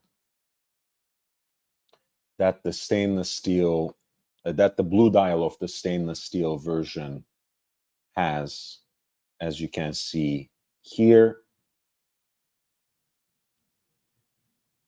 It's kind of that Grenet finish, like almost like a frosted finish. The radial grooves for the hour track is echoed by the same radial grooves for the seconds track on the subdial, which is very similar, of course, to this white gold version, where that coin-edged type of finish is both on the hour track and the seconds track on the subdial. So I like that finish, but I wish they did something more interesting with the centers of the two dials as well. Otherwise, I actually like the design of this watch because it's, first of all, because it can't be mistaken for anything else, but also because it has the day-date display, it has small seconds rather than sweep center seconds, which makes it quite distinctive and not just another luxury sports watch. I like it. I know it's, I also like the Bulgari Octo Finissimo, so I guess, you know, I have a tendency to go for ugly ducklings in general, but I like what they did with this particular piece. This is the white gold version again for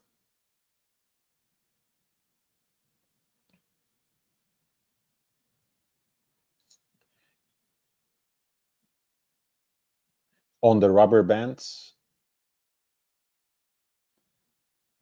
the self-winding datomatic movement with this partially skeletonized tungsten rotor that also has the additional platinum rotor weight.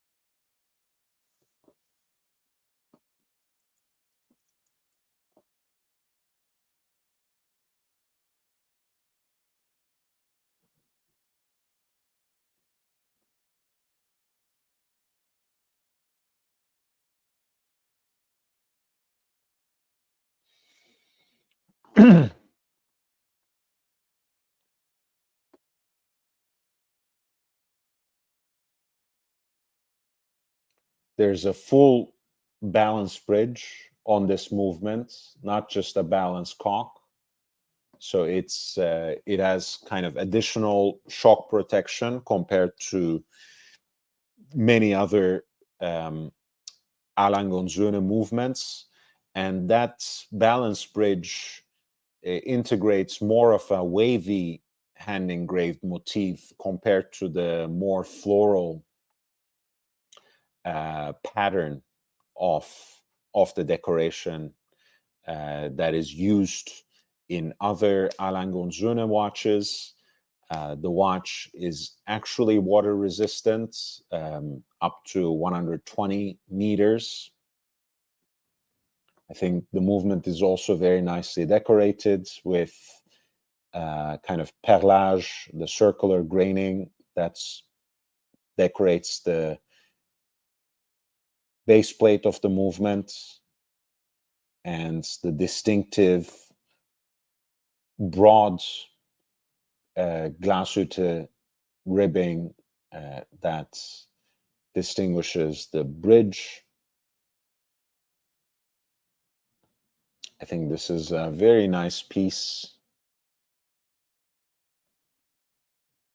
and a Lange watch through and through. A relatively clean example, like new, as they mention, in a full set from last year, from 2023.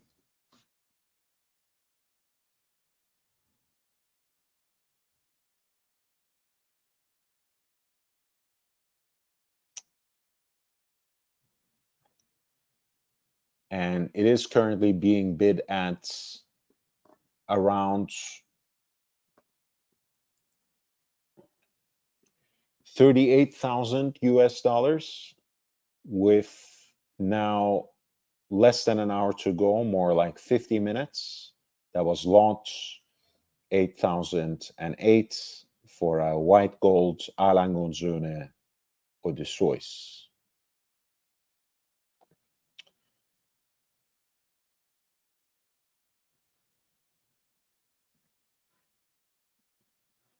Let's continue the theme for a little bit.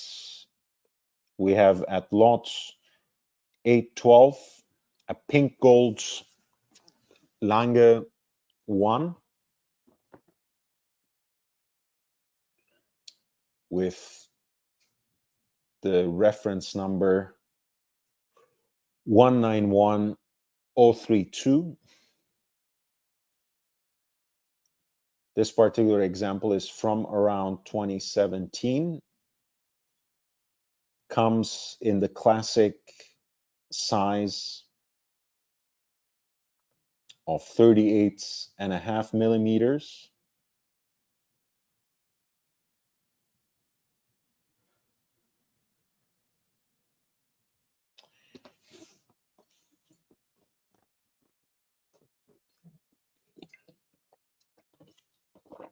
It's not necessarily a full set, this particular example, but as you can see, it comes with a certificate of origin, 2 additional straps, a cleaning cloth, as well as a presentation case.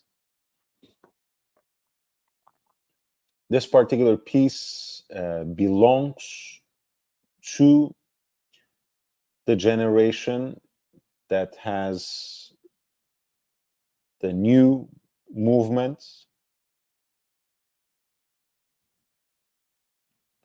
right? Not the original movement that was based on a JLC gear train.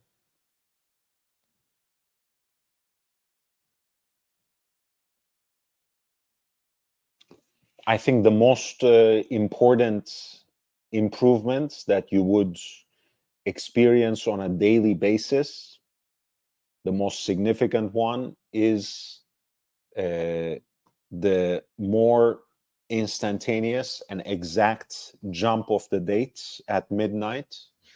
That's always, of course, quite an impressive feat of engineering, of watchmaking. Lange 1, of course, came out at a time where asymmetric watches were not exactly popular, with a very strong design language, with the oversized date display, with the pusher at 10 o'clock for the quick correction of the dates. But somehow it became an icon in its own way since 1994. And as you guys know, both the brands and this particular design, this particular model, are celebrating their 30th anniversary this year.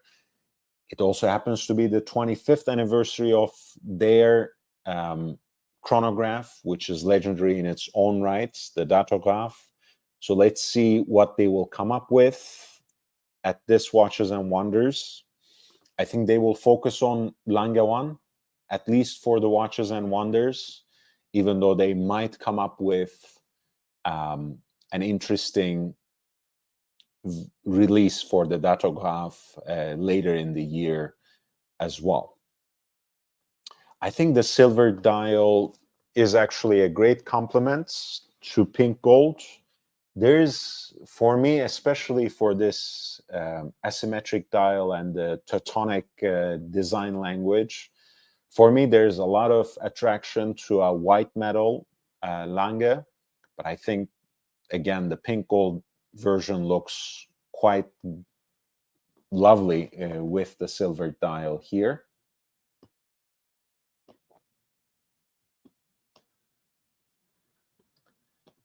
And as I always mention, I also like the way that the three-quarter plates in German silver, which is a particular alloy of nickel, zinc, and copper, takes on this patina over the years. It already has a distinctive yellowish hue, but as time goes on, I think this champagne-like tint emerges as a kind of patina on the bridge of the movement, which I find personally very attractive.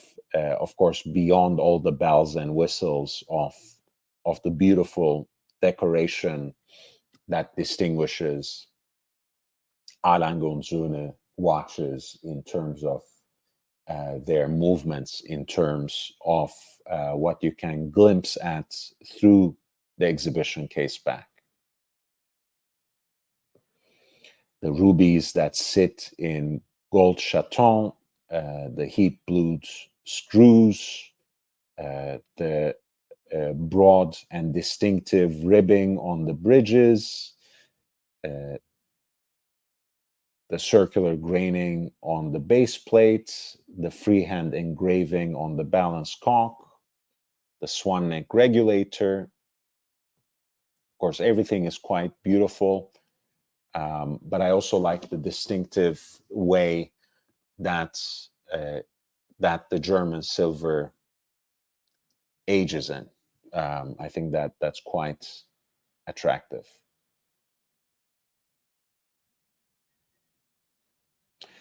This is lot 8012,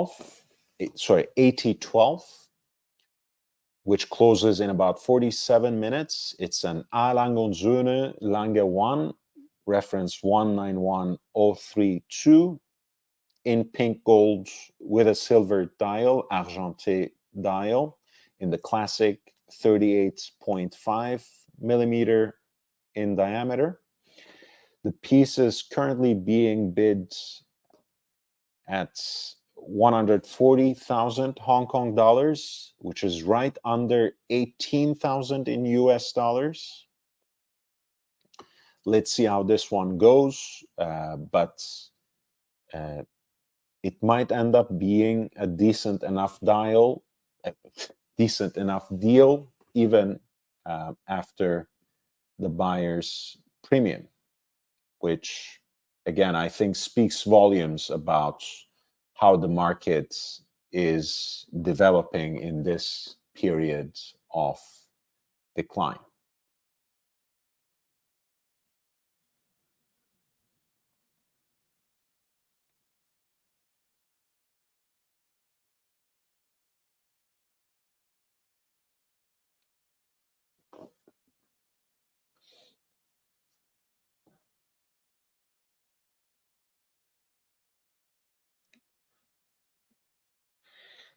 I'm actually a big fan of the 5170, I have to say. The 5070 never did it for me, not only because of its oversized dimensions in and of itself, but specifically because the case is just too large for what is one of the most compact hand-wound chronograph movements to be made in the Lemania CH27 base. That's what made it so modular and so attractive as a movement base for so many different makers. The reference 5170, of course, for Patek Philippe marked the introduction of their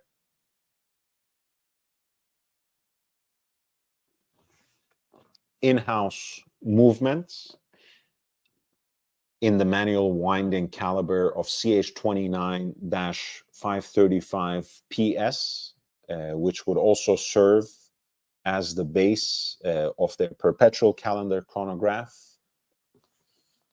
In, for example, the reference 5270. 5170J was first introduced in 2010. That J refers to jaune, yellow gold. It marked a return to more classic proportions with a diameter at around 39 millimeters, down from the 42 millimeter case diameter of the 5070.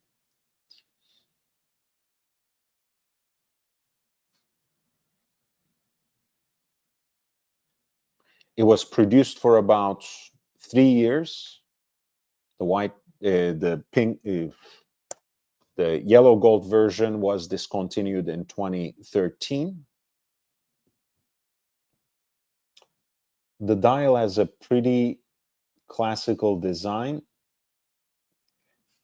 I have to say, from a personal standpoint, I find it a little bit of a mess in terms of its design, even though I like the general layout. I like the fact that it has a pulsometer as a scale, kind of a doctor's watch, right?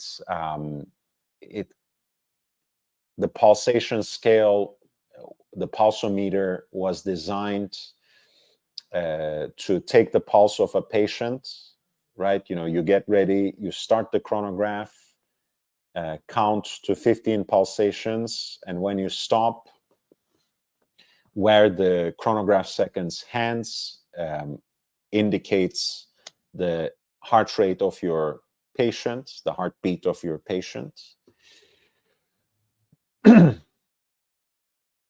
But I don't necessarily like the different kinds of fonts you have on the dial.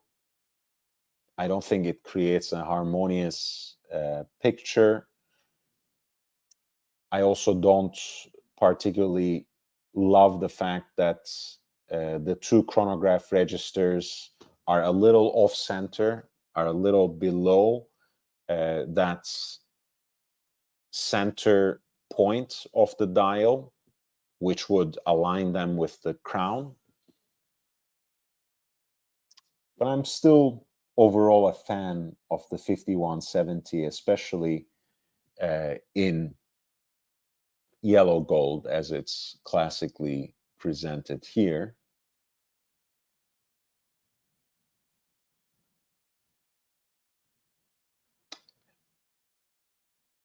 This particular version comes as a full set. It also includes even a factory service box on top of all the original set of accessories.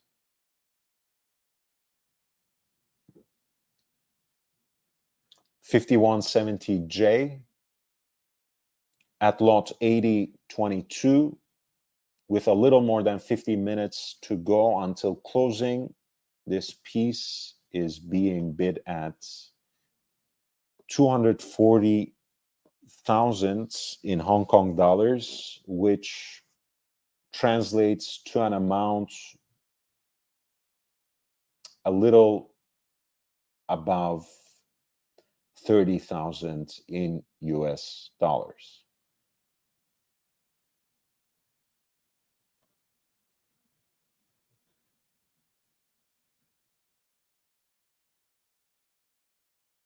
The Vacheron Constantin overseas has, over time, found its own niche and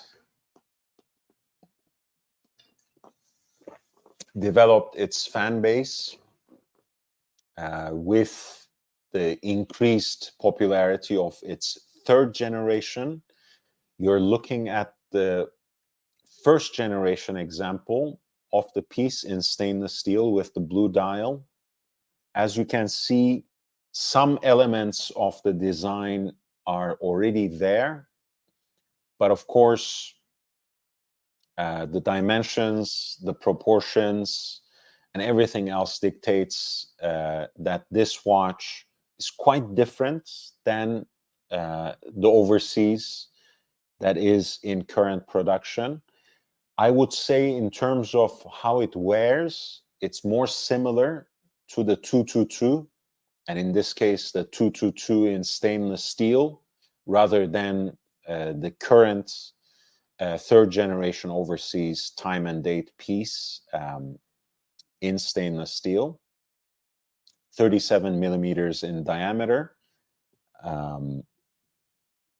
I find it actually quite an attractive little watch, and overall also an interesting alternative perhaps to the 222, which has been enjoying an incredible resurgence thanks to the fact that Vacheron Constantin reissued it as part of their Historique series in 2022 in full gold with slight modifications, which lifted up enormously the secondary market as well. The values of the 222s in stainless steel, in two-tone, and in yellow gold.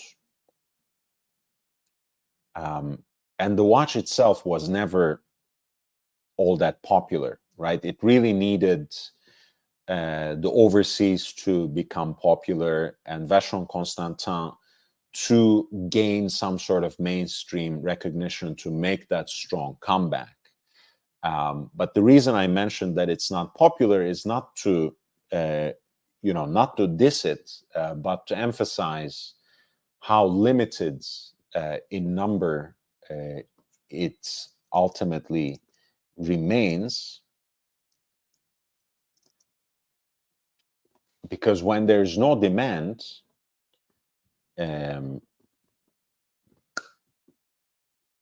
there simply aren't too many watches produced when it comes to any particular model. When it comes to the 222, the jumbo size, 37 millimeter versions, I think number around 500 to 700.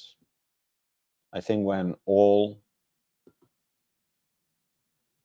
is said and done. So that limited number and the current desirability and the desirability they enjoy in the current markets makes them quite valuable.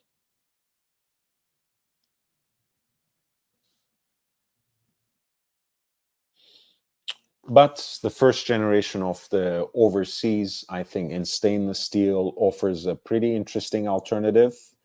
I like the blue dial here. That has slight damage, by the way, at around 1 o'clock, and other elements of quote-unquote tropicalization around the periphery of the dial, as well as under some hour markers. I also like the salmon dial version of this. The reference number is 42040.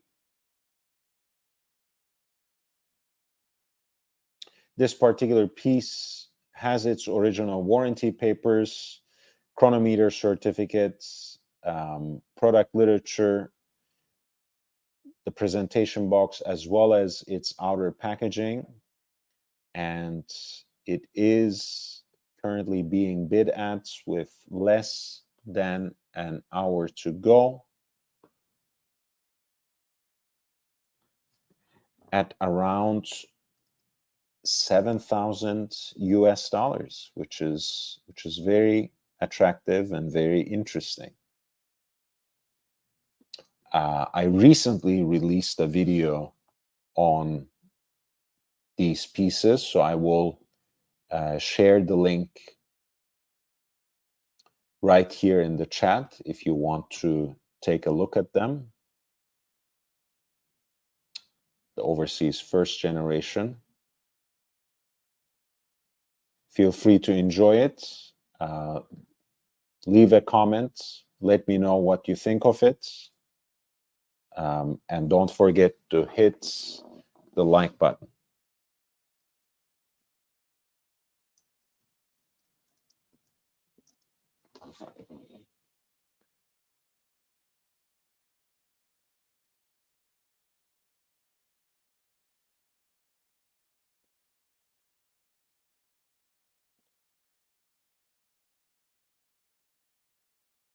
All right, we are racing against time a little bit. So I want to be a little more judicious in my choices, because after 11, there's not much that we can really choose here. I will send the link again. So if you want me to highlight any of the watches and dive into explaining them with some historical and horological detail, feel free to send um, a super chat with the lot number. I would happily comply. We're looking at lot 8030. This is a Patek Philippe Aquanaut that comes in stainless steel with a matching bracelet. We are mostly used to seeing the Aquanaut since its point of origin in 1997 in its distinctive tropical style rubber bands. But there have been a couple of different versions of a matching stainless steel bracelet as well. I'm not a fan at all of the bracelets, not the brick style before, not this 3-link version either. But it is what it is. The 5167 was introduced on the 10th anniversary of the model, and it became the jumbo the minute it was introduced, with an enlarged contemporary sizing that is somewhere between 40 to 41 millimeters. Of course, the current jumbo is the reference 5168, the white gold time and date versions that were introduced on the 20th anniversary of the model. The 5167 adopts the original military style aesthetic of the 5060A that was released in 1997, but it has a few upgrades, or rather updates, I should say. The dial is no longer in that embossed grenade style, but more of a globescape design. So less militaristic, more cosmopolitan, you might say. But the broad and generously luminous hands, as well as the Arabic numerals that harken back to a field watch design, are still preserved. The number 3 falls off, and the date window is perhaps given a slightly more prominent place, a legible place, counterbalancing the Arabic numeral at 9 o'clock. And the versions that we are more used to see of the 5167A, the ones that come on the tropical strap, have a design that kind of adapts the integrated bracelet design into that sort of more casual, sporty and rugged presentation, in the sense that the design on the dial, the pattern on the dial, is echoed on the pattern represented on the rubber strap.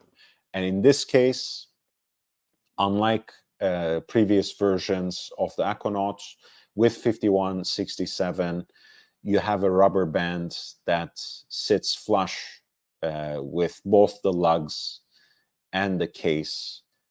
So that sort of integration is more seamless. This is lot 8030 for the Patek Philippe Aquanaut Jumbo from right around 2009. So the piece actually comes right before the transition to the Patek Philippe seal. So it does have the Geneva seal on the movements, which might be quite attractive to some collectors. It comes with the certificate of origin, the product literature, and the leather folio that holds the documents.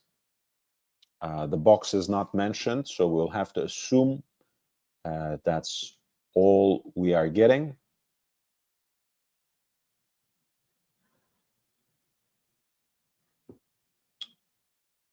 And this particular piece is currently being bid at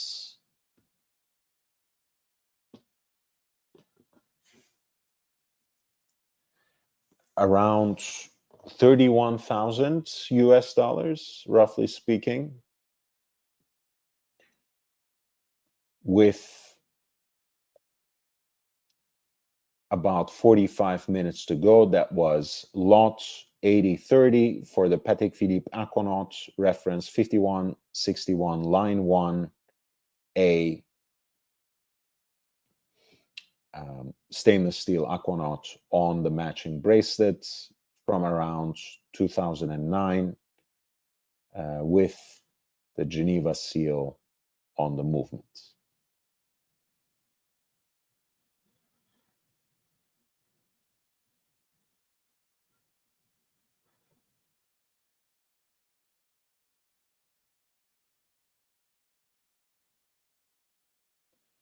There are two regulator dial watches right next to each other, so I will take a look at them.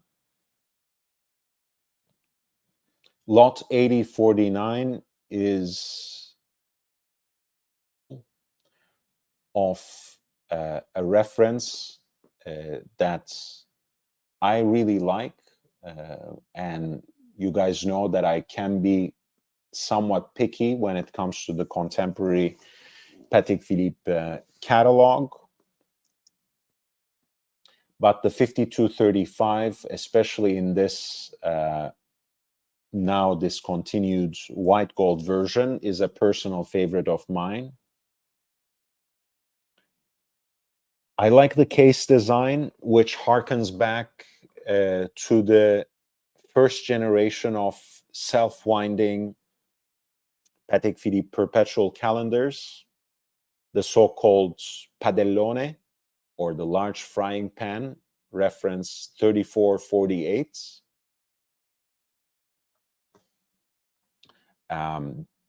They were quite large at the time, with a 37 millimeter diameter and this sort of broad and legible dial, and the angular lugs. So that case shape is somehow revived in the current reference 5235. The pink gold version is still represented in the current catalog. So you have this example of the annual calendar still just with a different case metal and a different dial. The white gold version was discontinued in 2019, so already 5 years ago. It has this two-tone gray dial with blue details, kind of a triangular placement of the calendar information. The date window is at 6 o'clock, with the day of the week at around 10 and month at around 2.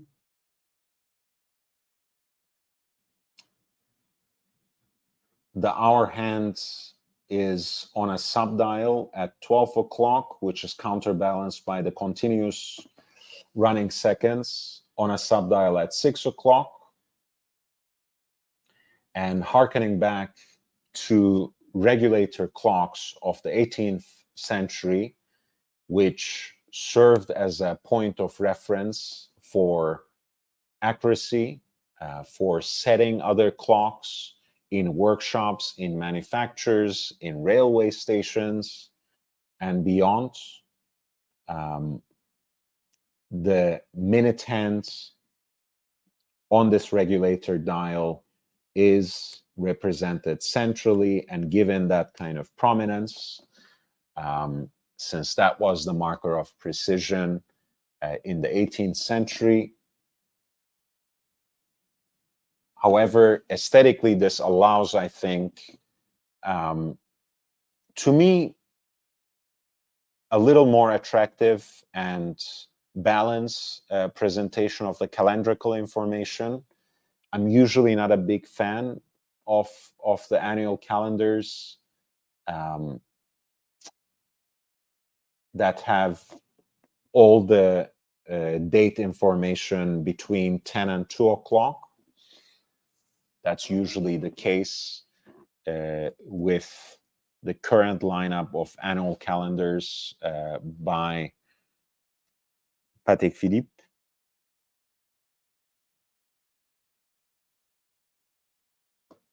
Not always, but often. And that's certainly the case. That's certainly the case with models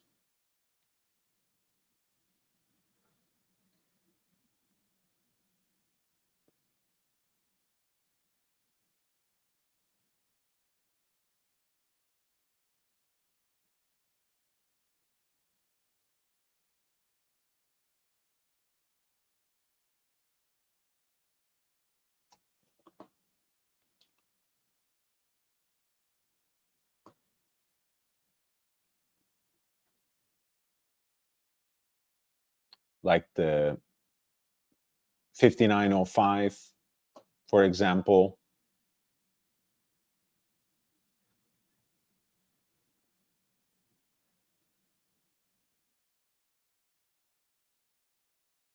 So I'm quite fond of this particular layout. I love the case design, as I mentioned. I also like the fact that this one has a new generation of a micro rotor movement whose architecture and performance that I quite like, being already a fan of the lineage of caliber 240. This is much more interesting and much more modernized in a way. Integrating a lot of interesting developments at the time when this model was introduced in 2011 with the new silicon components. Quite nicely finished as well. And again, here in lot 849, this annual calendar with the regulator dial is represented in an example in 18 karat white gold, now discontinued, reference 5235G by Patek Philippe. The piece, with less than an hour to go, is currently being bid at around 24,000 US dollars.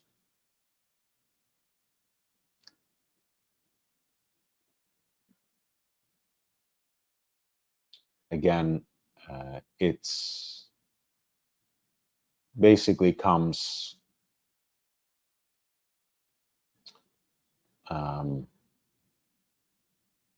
short of its documents.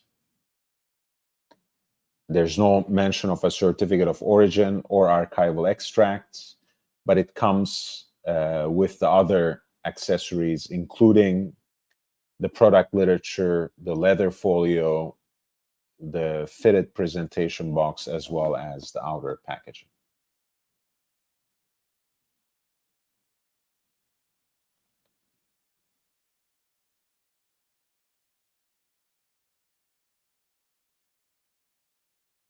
At lot 855, we have one of my favorites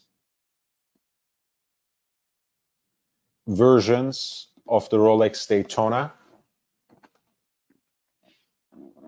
This is the version introduced in 1988 with a movement, the caliber 4030, that was built on the base of the Zenit El Primero, that legendary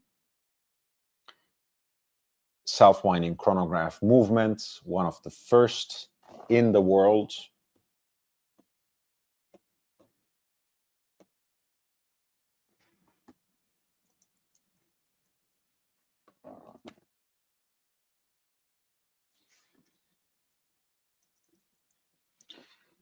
This is the black dial version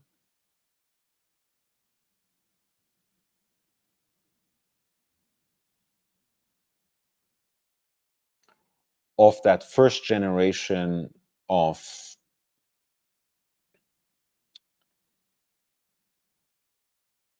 self-winding Rolex Cosmograph Daytonas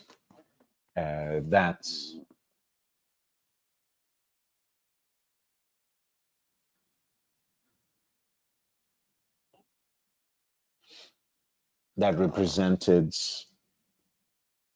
this model between years 1988 and year 2000.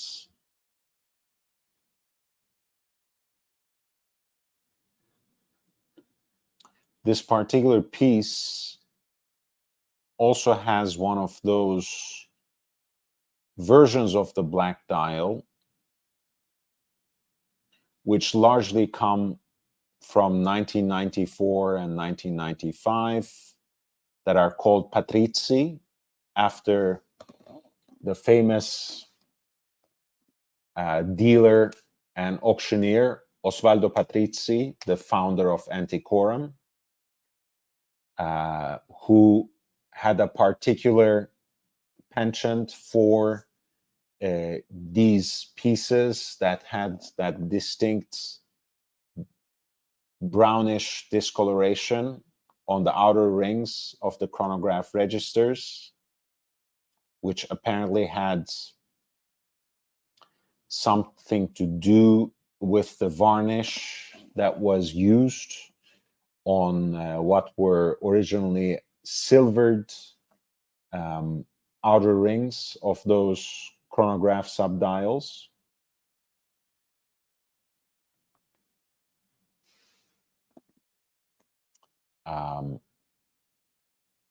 So the W subdial, sorry, the W serial seems to be an appropriate one for this particular variation, because Patrizi dials really belong to that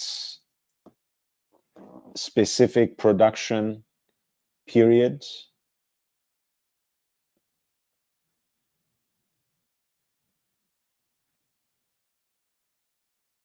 You know, S and W serials, really. In this case, you have a piece that comes with the original guarantee, as well as a leather card holder. It is accompanied by a Rolex calendar card too, which is a quaint little detail, cute but not ultimately necessary. But certainly the fact that it comes with the original full warranty paper is very important. The caseback sticker is intact too. And the case itself, along with the bracelet, is nicely preserved.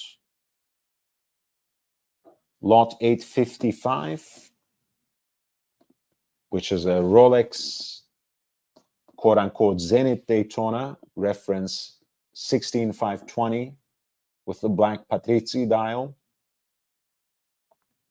The piece, with less than an hour to go, is currently being bid at around 33,000 US dollars.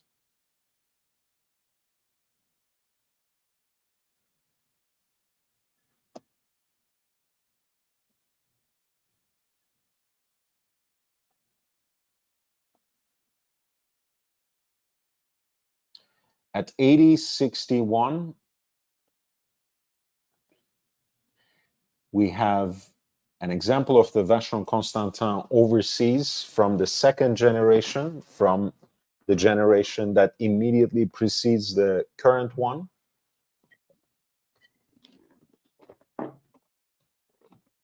I really like these particular chronographs with the uneven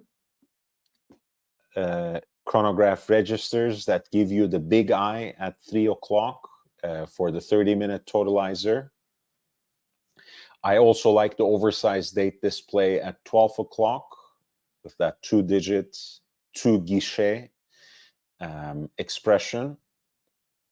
As you can see, going clockwise from 6 o'clock, the chronograph registers enlarge, with the running seconds at 6 o'clock being the smallest, the 12-hour counter a little larger at 9 o'clock, and with the big eye 30-minute totalizer at 3 o'clock.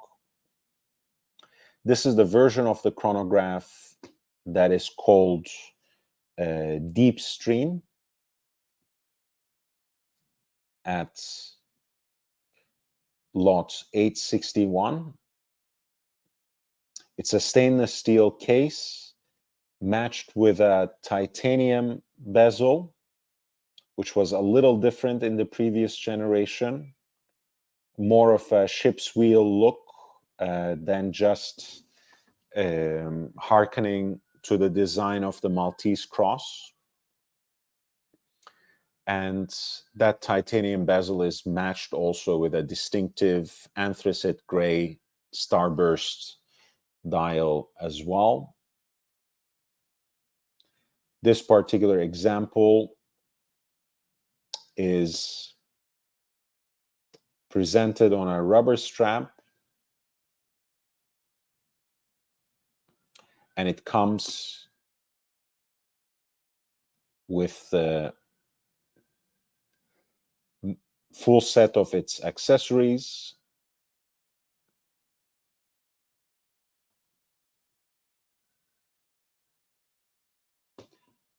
The reference number is 49150.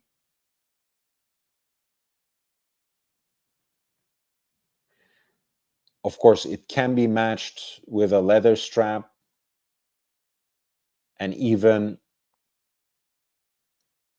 you can even buy the full stainless steel bracelet for this particular generation as well through a Vacheron Constantin boutique. But I think it looks great just like this. The second generation, of course, has a closed case back. But otherwise, it has already not only the aesthetic codes, but also some of the utilitarian aspects of Vacheron Constantin, of what distinguishes Vacheron Constantin's Overseas as a sports watch, 150-meter depth rating, as well as the anti-magnetic properties. But of course, the sapphire case back, as well as the quick exchange strap system, is missing. So beyond the design details, that's something to keep in mind for at least some collectors.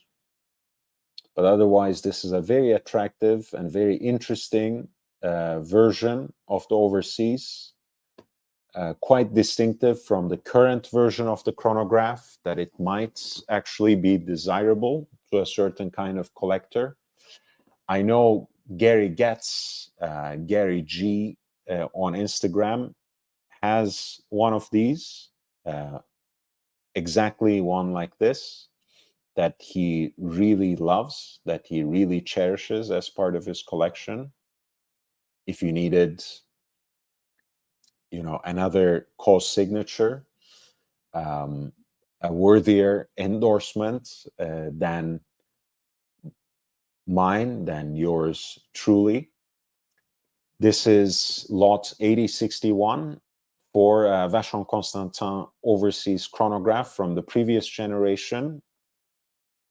The Deep Stream, reference 49150, presented on a rubber strap with a stainless steel case, but a titanium bezel, matched with an anthracite gray starburst dial. The piece is currently being bid at 85,000 Hong Kong dollars, which comes to an amount around 11,000 US dollars, which is seemingly quite attractive, even with the inclusion of the buyer's premium. If it stays right here, if it stays right at this price point.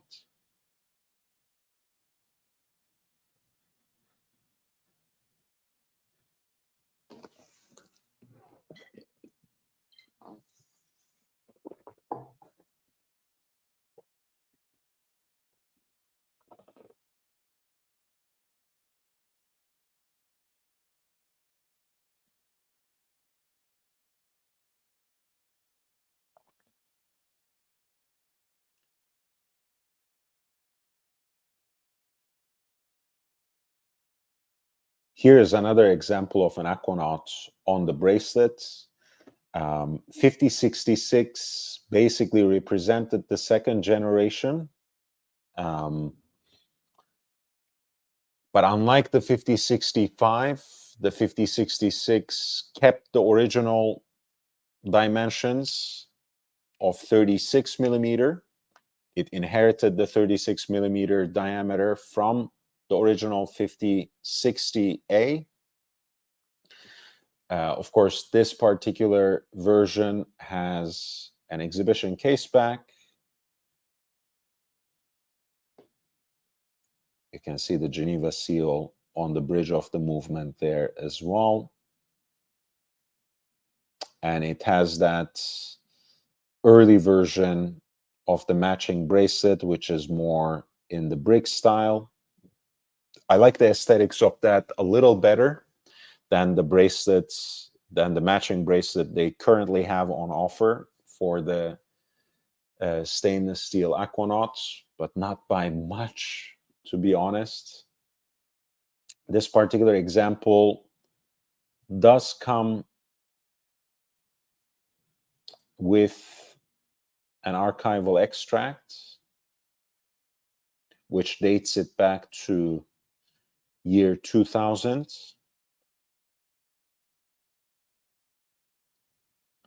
I have to say, I also find that semi-glossy original black embossed dial quite charming.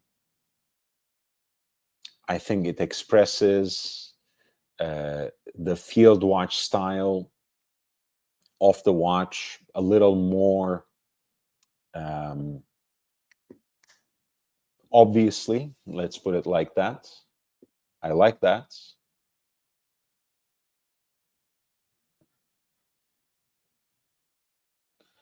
Otherwise, this is a great representation of the Patek Philippe Aquanaut in its original dimensions.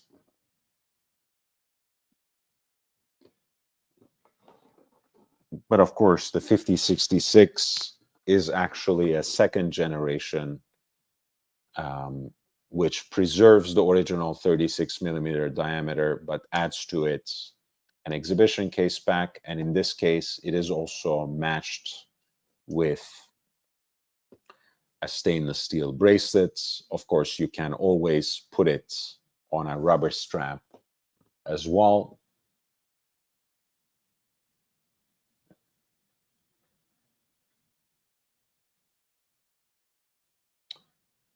This is lot 8067, a Patek Philippe Aquanaut 5066 line 1A. With less than an hour to go, the piece is currently being bid at an amount slightly above 24,000 in US currency. Please hit the like button if you haven't already. It really helps. And if you could, if you would like to contribute to the channel, either in ways that are made available to you through YouTube or the links I provide in the video description, I would genuinely appreciate it.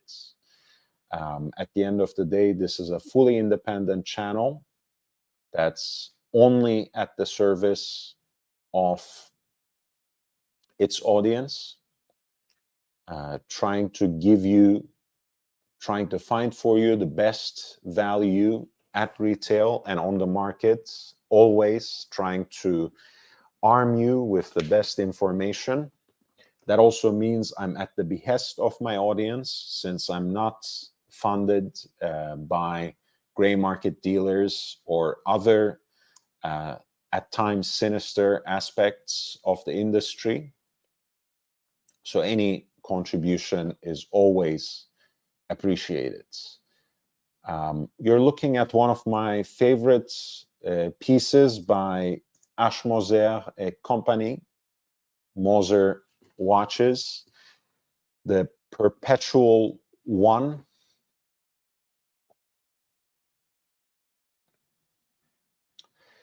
This was a movement that Moser introduced in 2005. It was devised by the famous watchmaker Andreas Strehler, who today makes pieces under his own brand, but has over time designed many interesting movements and complications for other makers. This one was almost an instant hit, and Moser's perpetual calendar won the complication prize in the Oscars of horology, so to speak, the Grand Prix d'Horlogerie de Genève in 2006.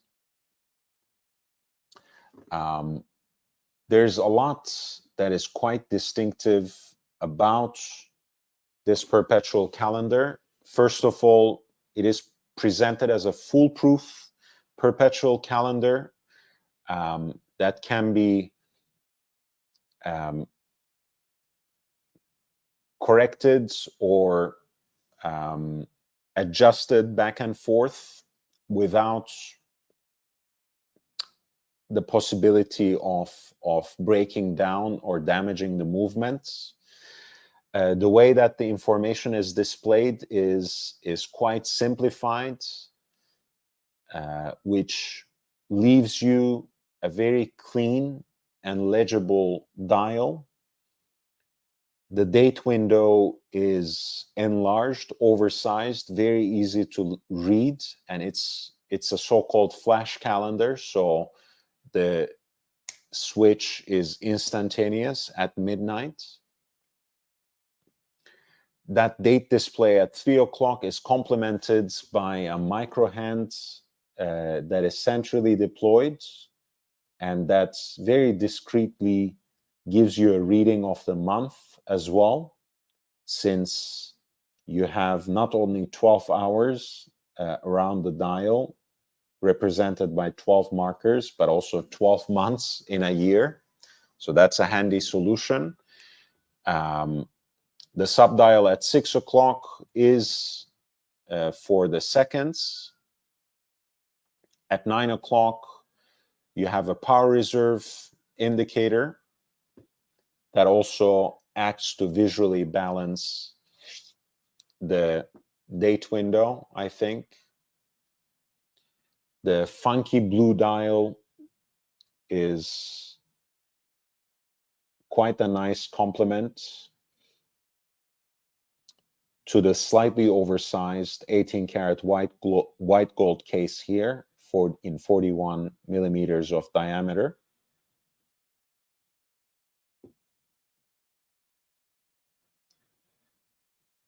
The movement is quite nicely decorated with that mustachio-shaped balance bridge. The moza stripes on the bridges of the movements that are kind of like doubled stripes. There's also a leap year indicator integrated onto the bridges of the movement that you can see through the exhibition case back.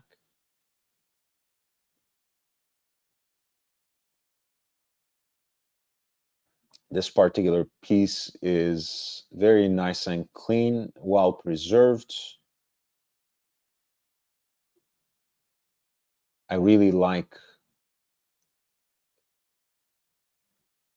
the Endeavor Perpetual Calendar as a modern representation of what is still very much a prestige complication.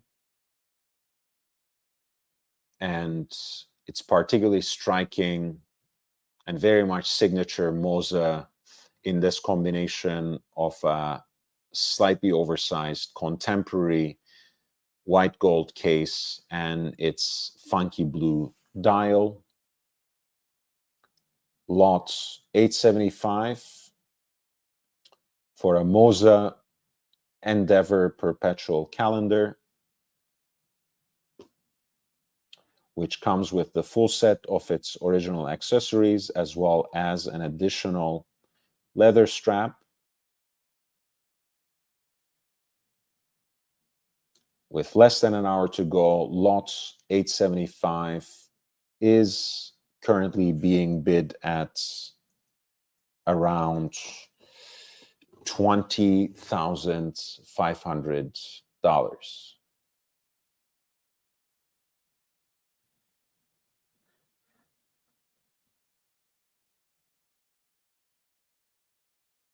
Let's continue the theme.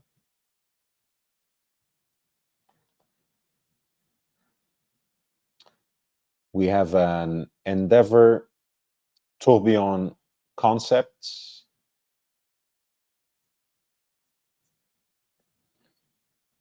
At lot 874. a limited edition flying tourbillon that was released as part of a 50-piece limited run in 2021.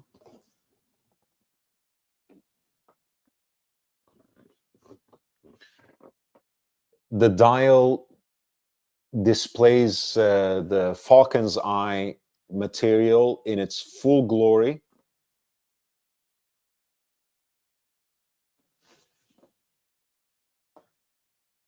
Or rather, ox's eye. I'm sorry, the falcon's eye is the grayscale version that is matched with the white gold example of this model. The pink gold has ox's eye, or I think this is sometimes called tiger's eye as well. Either case, I love it. The Endeavor tourbillon concept, as I mentioned, is a flying tourbillon, which means that the tourbillon cage is not set in place with a tourbillon bridge that might block the view, so you can see its revolution in an unimpeded fashion from the dial side.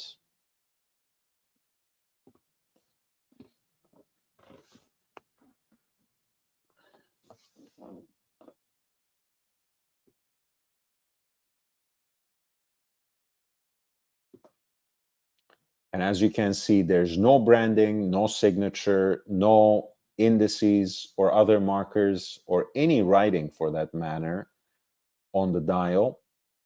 So you really get to enjoy that stone dial in its full glory, along, of course, with the tourbillon cage at 6 o'clock.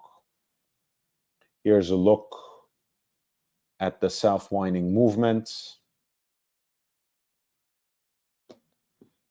which is a double hairspring movement as well. Look at that beautiful balance bridge, partially open worked. Very cool piece in a 40 millimeter pink gold case. With a little more than 50 minutes to go, lot 874, a flying tourbillon by Moza, the Endeavor tourbillon concepts, one of only 50 pieces in pink gold with the ox's eye dial. It is being bid at around 28,000 US dollars.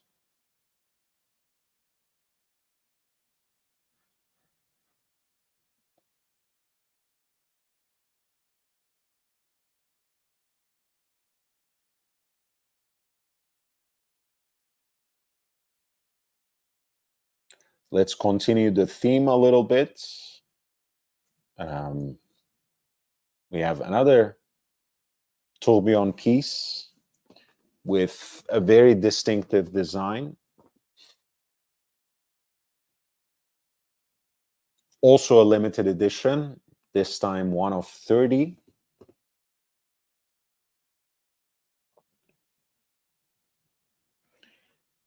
An ultra-thin piece belonging to Bulgari's Octofinissimo line.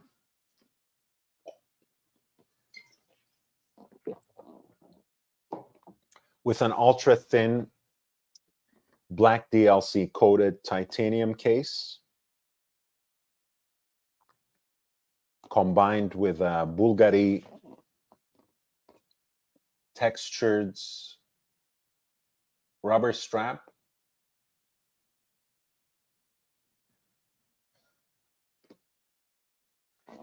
The piece has an octagonal chapter ring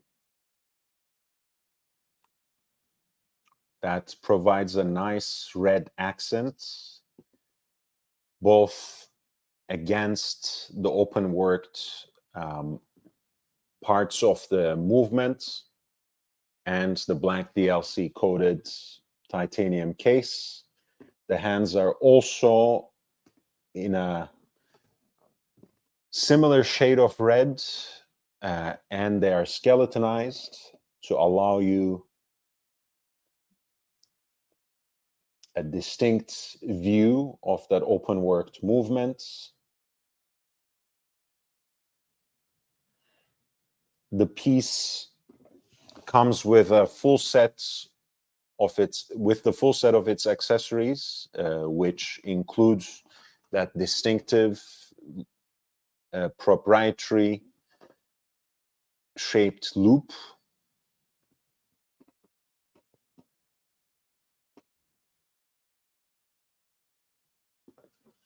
This is one of the thinnest tourbillon movements ever made. The hand-wound caliber BVL 268 SK with a power reserve of 52 hours, running at 21,600 semi-oscillations per hour. Also a flying tourbillon.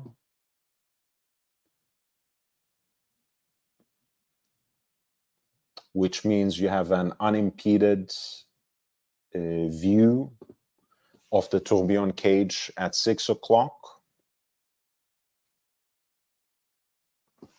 By the way, they did something very smart there, right? Because these three prongs each have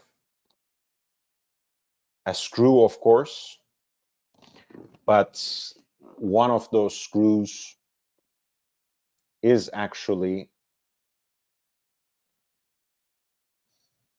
I believe, blackened in this case.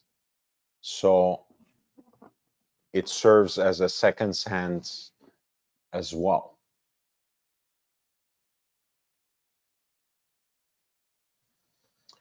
One of only 30 pieces from a limited edition.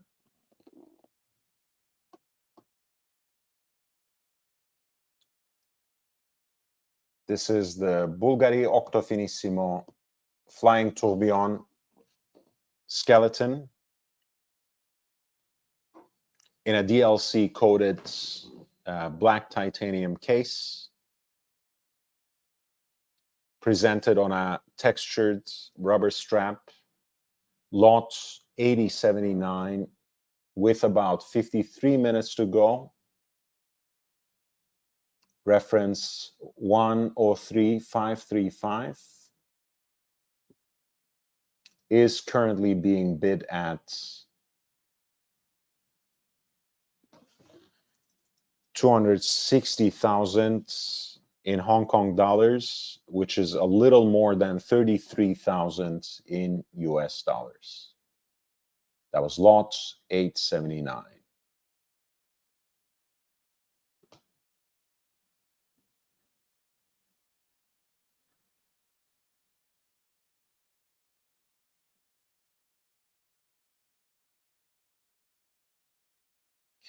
There are a couple of very beautiful, complicated reversos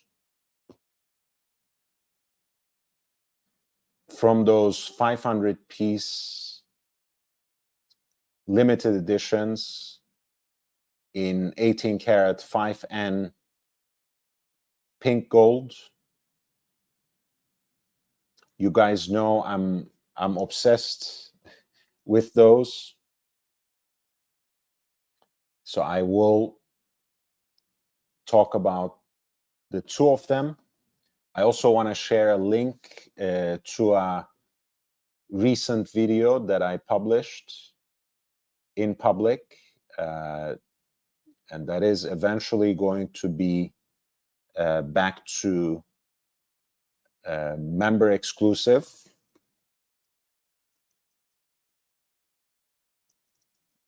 So check it while you can. Maybe it will entice you to become a member as well, to have access to even more exclusive content of a similar sort. I'm going to take another 2-minute break at this point in time. I'll be right back to talk to you about more watches from the Phillips Watches online auction, Hong Kong sessions, which is concluding in about an hour. I think we will be able to discuss most of the watches from this curation tonight. But if I have skipped anything that you wanted me to discuss, if there are any watches in this auction that I didn't yet cover, feel free to click this link, find me the lot number, and if you send it in with a super chat, I would make sure to discuss it before I log off for the night in a little more than half an hour. But I'm going to take a 2-minute break now, and I'll be back momentarily. Please hit the like button if you haven't already. I appreciate your support and presence.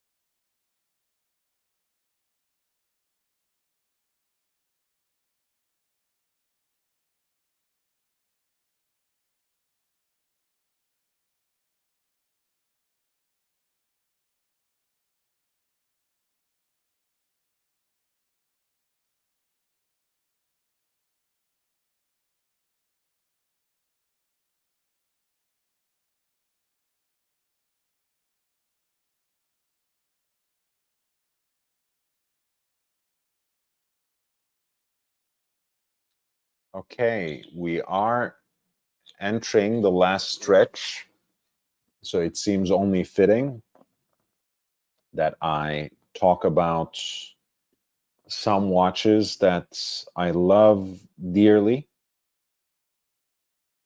these complicated reversos that I have talked about quite a bit before and in some significant detail. But nevertheless, it's always worth talking about them. This is really number 6. It comes in a way to top off that glorious decade of revival for Jaeger-LeCoultre as a brand and for Reverso also as a design, as a model. In 1991, to honor the 60th anniversary of the design, for the first time, they had presented a complicated reverso, and the model that you're looking at, the reference 27255, that was released right around the turn of the millennium, was in fact the 6th in line, and it was a perpetual calendar for the first time presented in the swiveling rectangular case of the Reverso. It is in that more contemporary Grand Taille sizing, 26 by 42.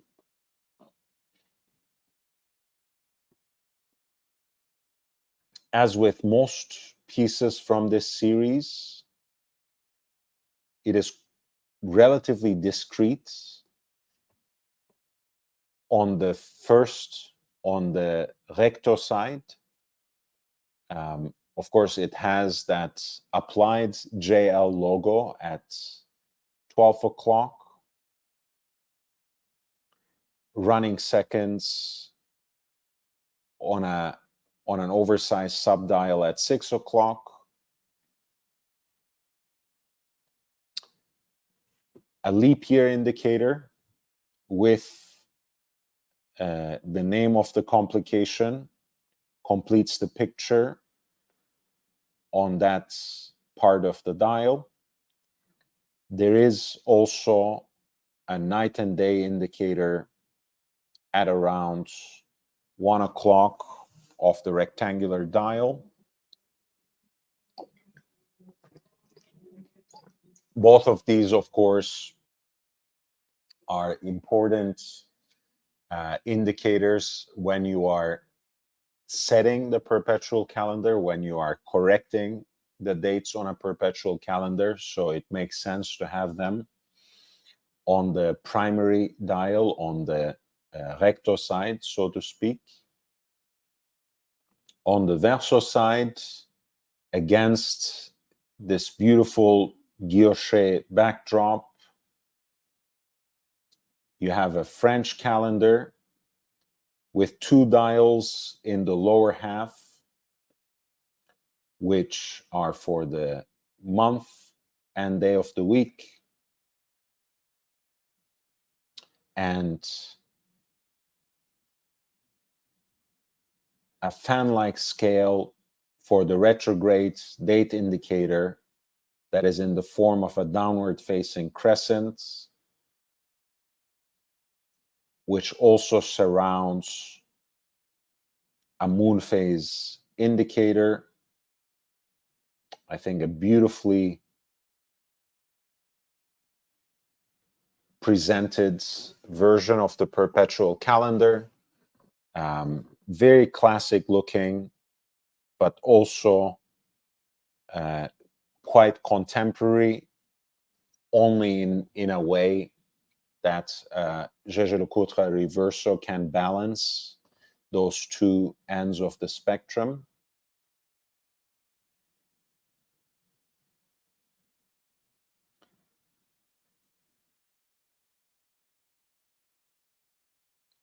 The piece does come with its original presentation box, as well as the documents. You can see the setting pin here, the matching déployant clasp, single folding. Everything is quite beautiful. Number 33 out of 500.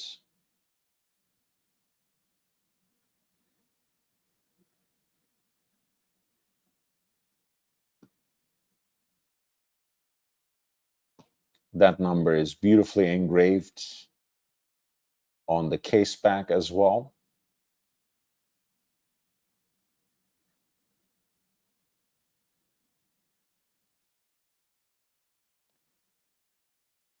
There are corrector pushers set flush against the case flanks. You can see how beautifully and sharply represented this piece is.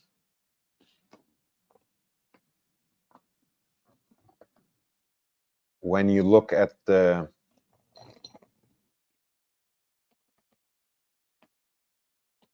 gadroons of the case that frame the dial,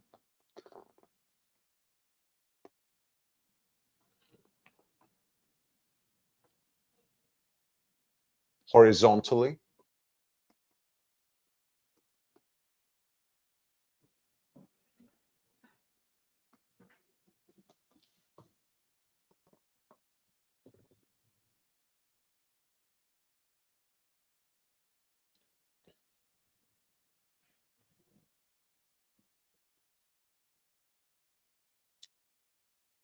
This is the Reverso Perpetual Calendar from that 500-piece pink gold limited edition that was released at the turn of the millennium. With about 54 minutes to go, this piece is currently being bid at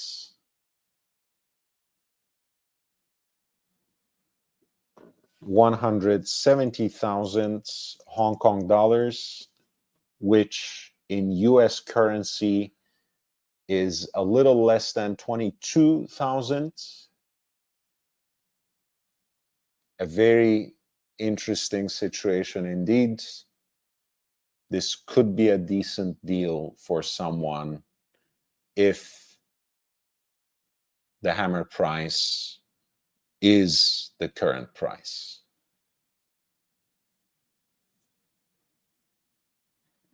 Right next to it, in the neighboring lots 8098, you have the Reverso Géographique,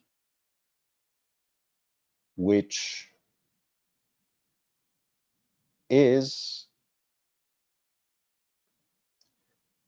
the Reverso's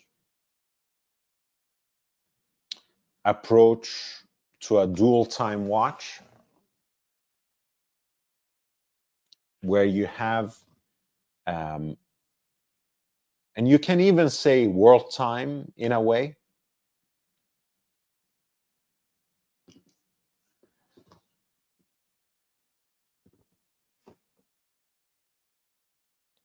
because you will see that the entire Verso dial is dedicated to the second time zone with specific details. The primary dial, the recto side, is kept relatively simple, with a subdial for small seconds at 6 o'clock and a night and day indicator at 12 o'clock. As you can see, there's that extra pusher below the crown to advance the time for the secondary time zone. A black guilloche dial with stylized Arabic numerals that are pretty distinctive.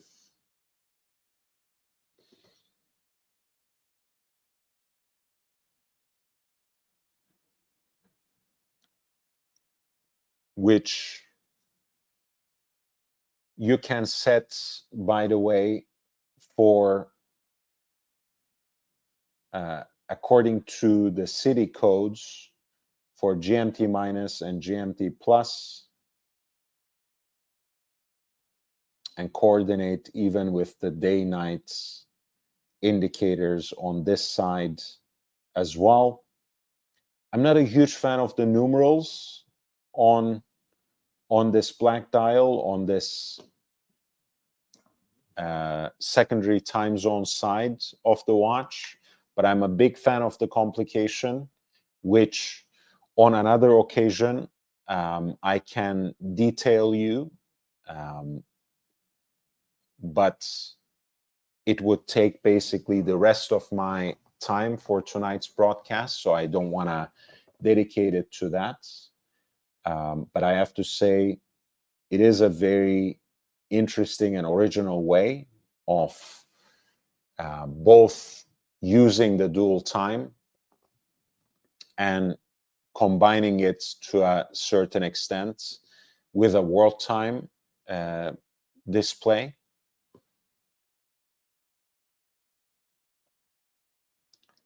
This is again one of those examples that come from the 500-piece limited edition in pink gold, with the full set of its original accessories, the presentation box, as well as the papers. With about 50 minutes to go, this Reverso Géographique at lot 893 with the reference number 27258.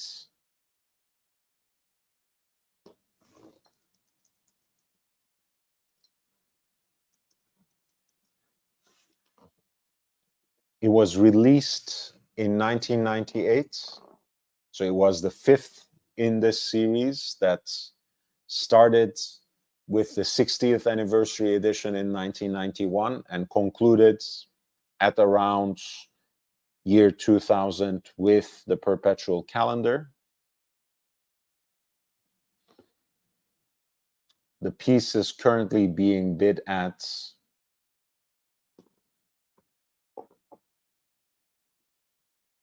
around 12,000 in US dollars with less than 50 minutes to go on the clock. I have maybe less than 20 minutes left, so I'll probably myself discuss about maybe 3 more watches. If you have any watch-related questions or any special requests, here's the link once again. Feel free to browse it at your own pace and send me the lot number if you would like me to discuss a watch. We are currently looking at lot 899. This is a line of watches that is no longer represented by Audemars Piguet in their catalog. Edouard Piguet is, or used to be rather, their contribution, their interpretation of the Art Deco designs. You can see that the rectangular case is slightly contoured and has these stepped flanks. Breguet numerals on the dial that alternates with stick markers and combine with leaf-shaped hands.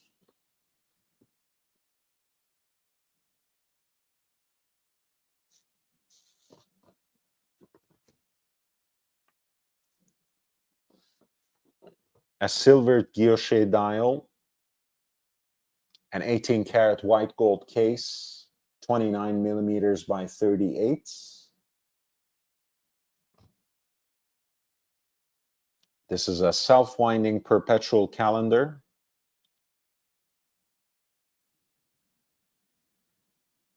Not my favorite thing to see a round movement in a rectangular watch, but at least the frame is nicely decorated with this floral engraving. Could have been worse. I've seen much worse.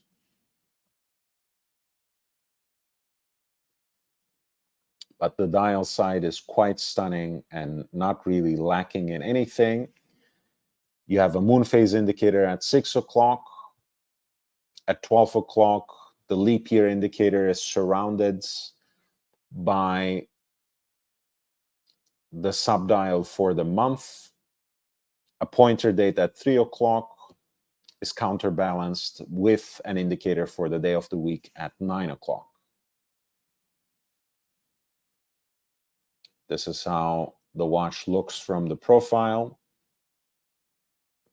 So quite elegant and conservative, but with lots of character and presence. Beautiful Art Deco white gold dress piece with a prestige complication. This is lot 899, and Audemars Piguet, Edouard Piguet automatic perpetual calendar with the reference number 25911 BC.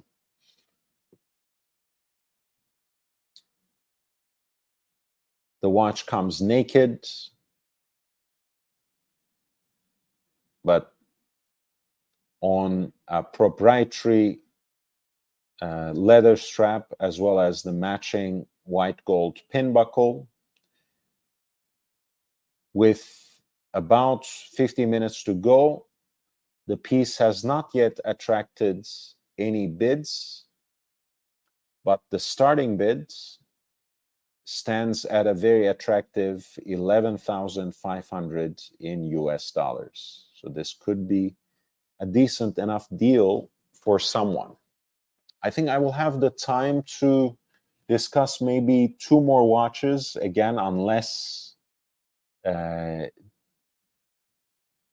any last minute requests come from you. So I'll try to choose them very carefully.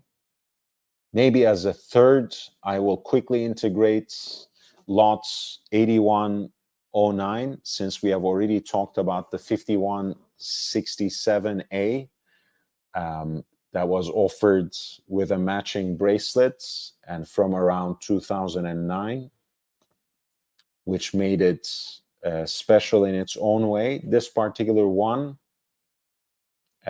is from a slightly later period, so already on the hither sides of the transition to the Patek Philippe seal. It is also offered on a tropic style rubber band, but actually on the very desirable khaki green version, as well as an additional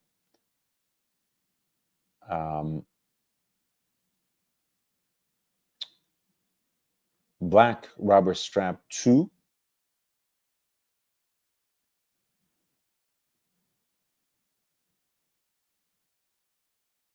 It does come practically with the full set of its accessories, including the certificate of origin, instruction manual, all kinds of product literature.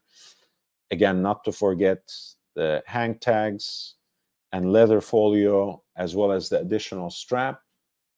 There's no box, but that's really not the most interesting part of any set, if you ask me, especially when it comes to a relatively contemporary Patek watch. And lot 8109 for this Patek Philippe Aquanaut reference 5167 on a rubber strap is currently being bid at around 33,000 in US dollars, with less than an hour to go.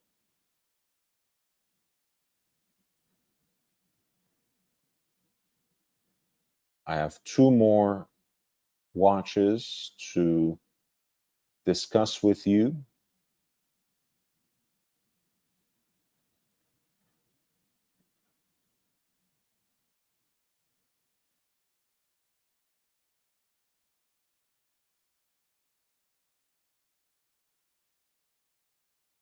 This is an early example of the revival of Breguet Type 20 from its original era around 1995, when the company had already been transferred to the control of the investment group Investcore, Bahrain-based company, before the handover to Swatch. A presentation of their classic tool watch, sports watch, the Pilot's Chronograph Type 20, was a way for Investcore to bring back a more youthful and different kind of collector into Breguet, and it was overall a very successful plan.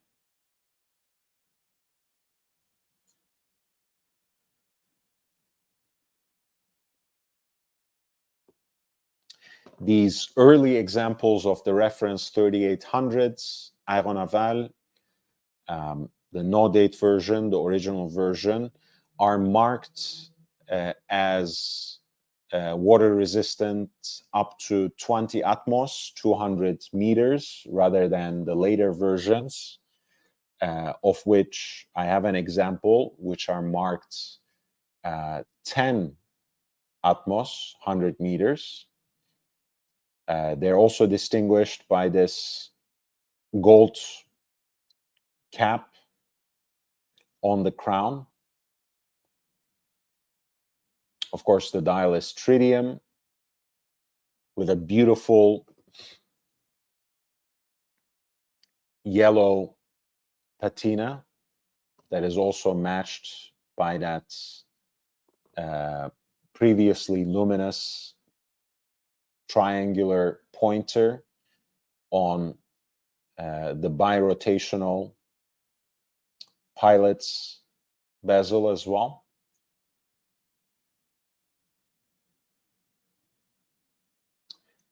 The original case should also have details that match that golden cap of the crown. So these rivets should be gold as well. So I think this is just a generic later example, but it's better than nothing because the presentation material with the Breguet Type 20 is part of the whole experience. It does come with an extra reddish brown strap. And I think it is matched with the proprietary stainless steel Breguet déployant clasp as well. Most of you know that I much prefer this version of the modern Breguet Type 20 to the current lineup. I'm not impressed by, contemporary high-frequency chronograph movements and whatever. I don't care, that the movement in this one is not very impressive, is a cam and lever, cam switching chronograph movement and not a column wheel one. I don't care. It's self-winding. It has the flyback functionality, which is the most distinctive aspect of this type of pilot's chronograph. But most importantly, it is much more truthful to the original military design and even civilian versions, without the interruption of a random date window, which has no place in this kind of watch, and in the original compact sizing, which is here represented around 39 millimeters. The original Type 20s were more around 38 millimeters, but certainly far from the 42 millimeter monstrosity that they have recently released. So this is lot 8124 for a Breguet Type XX, the mid-90s revival, reference 3800 in stainless steel.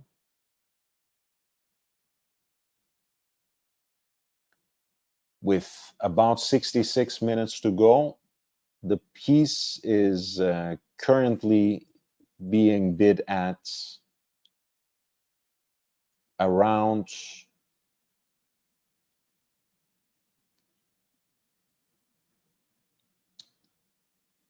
$3,800 US, which is quite attractive as we speak, even with the addition of the buyer's premium and all kinds of different fees.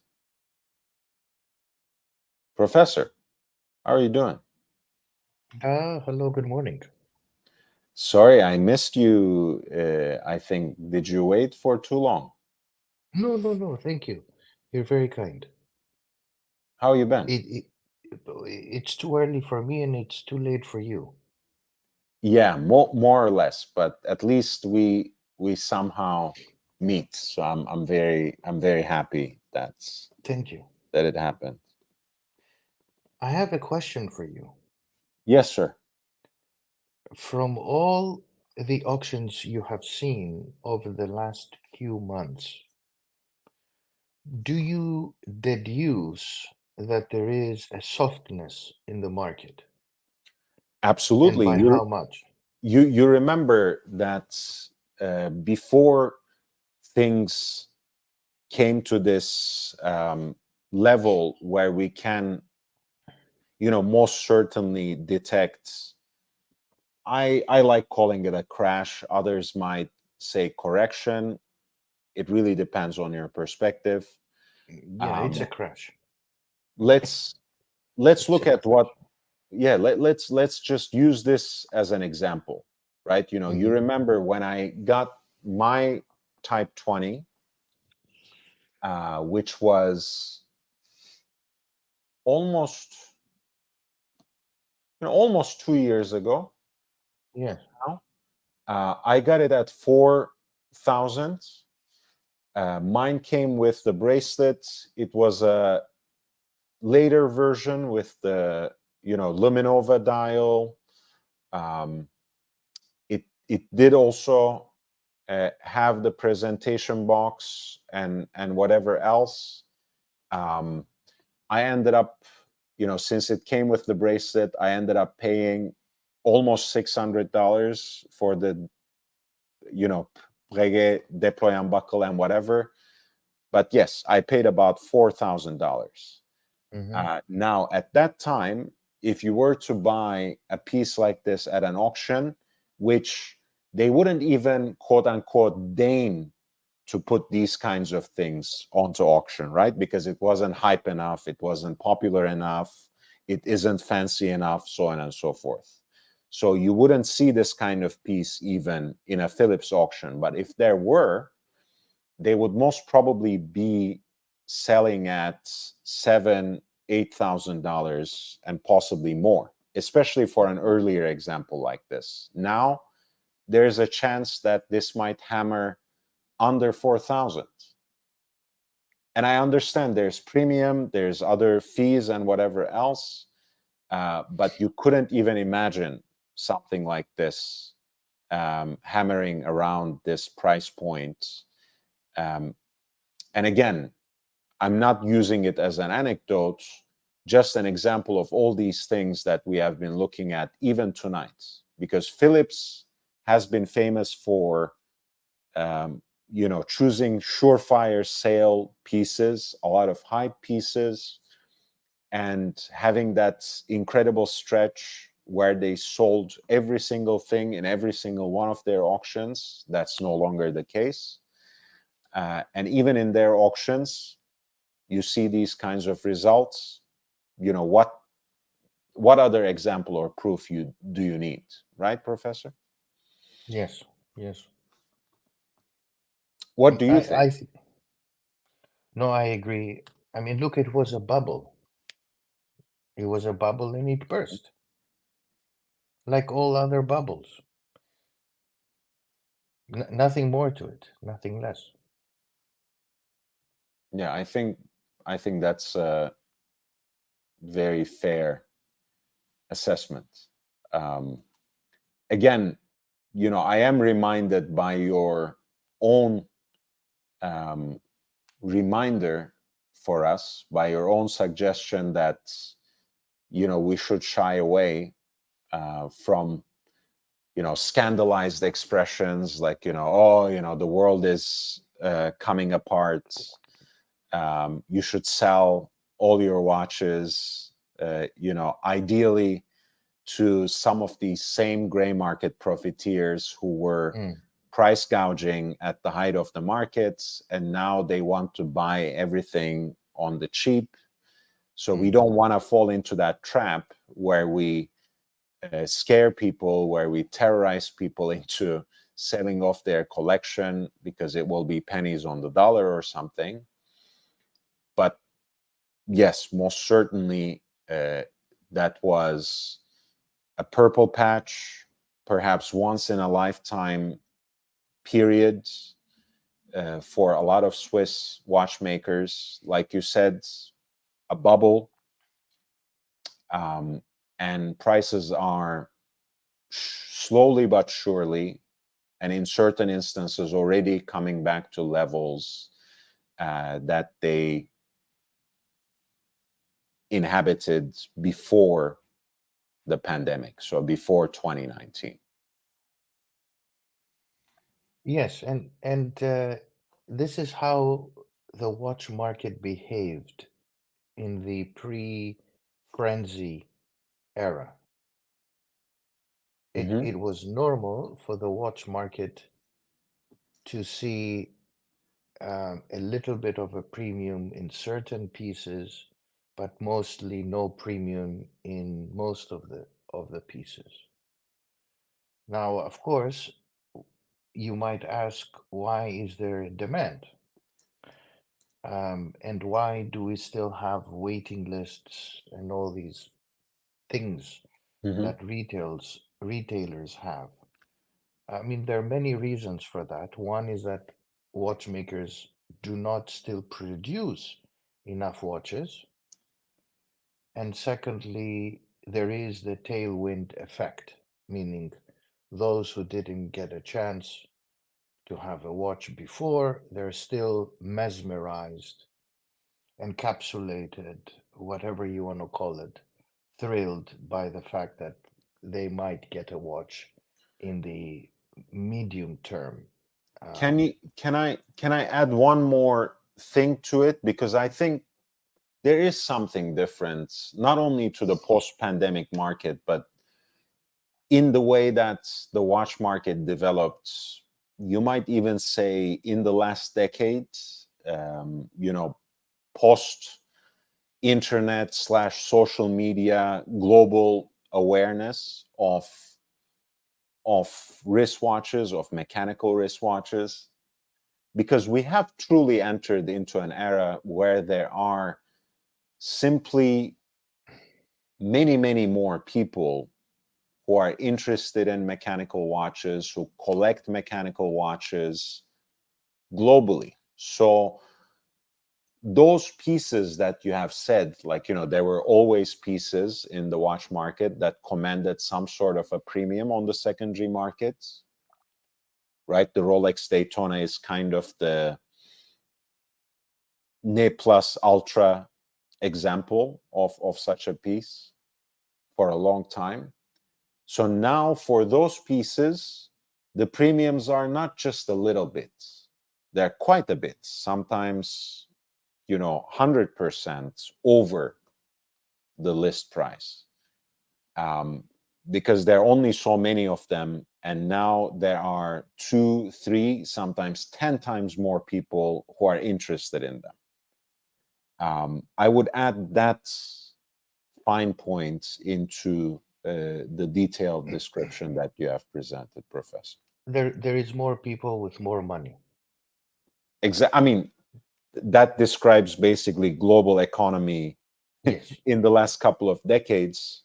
And But to add to what you said, yeah, but there's yes, more we have people we with have the more money. specificity of the watch market as well. Yes, yes, there is a disciplinary shift. There is a paradigm shift in the watch market, which is revolutionary, right?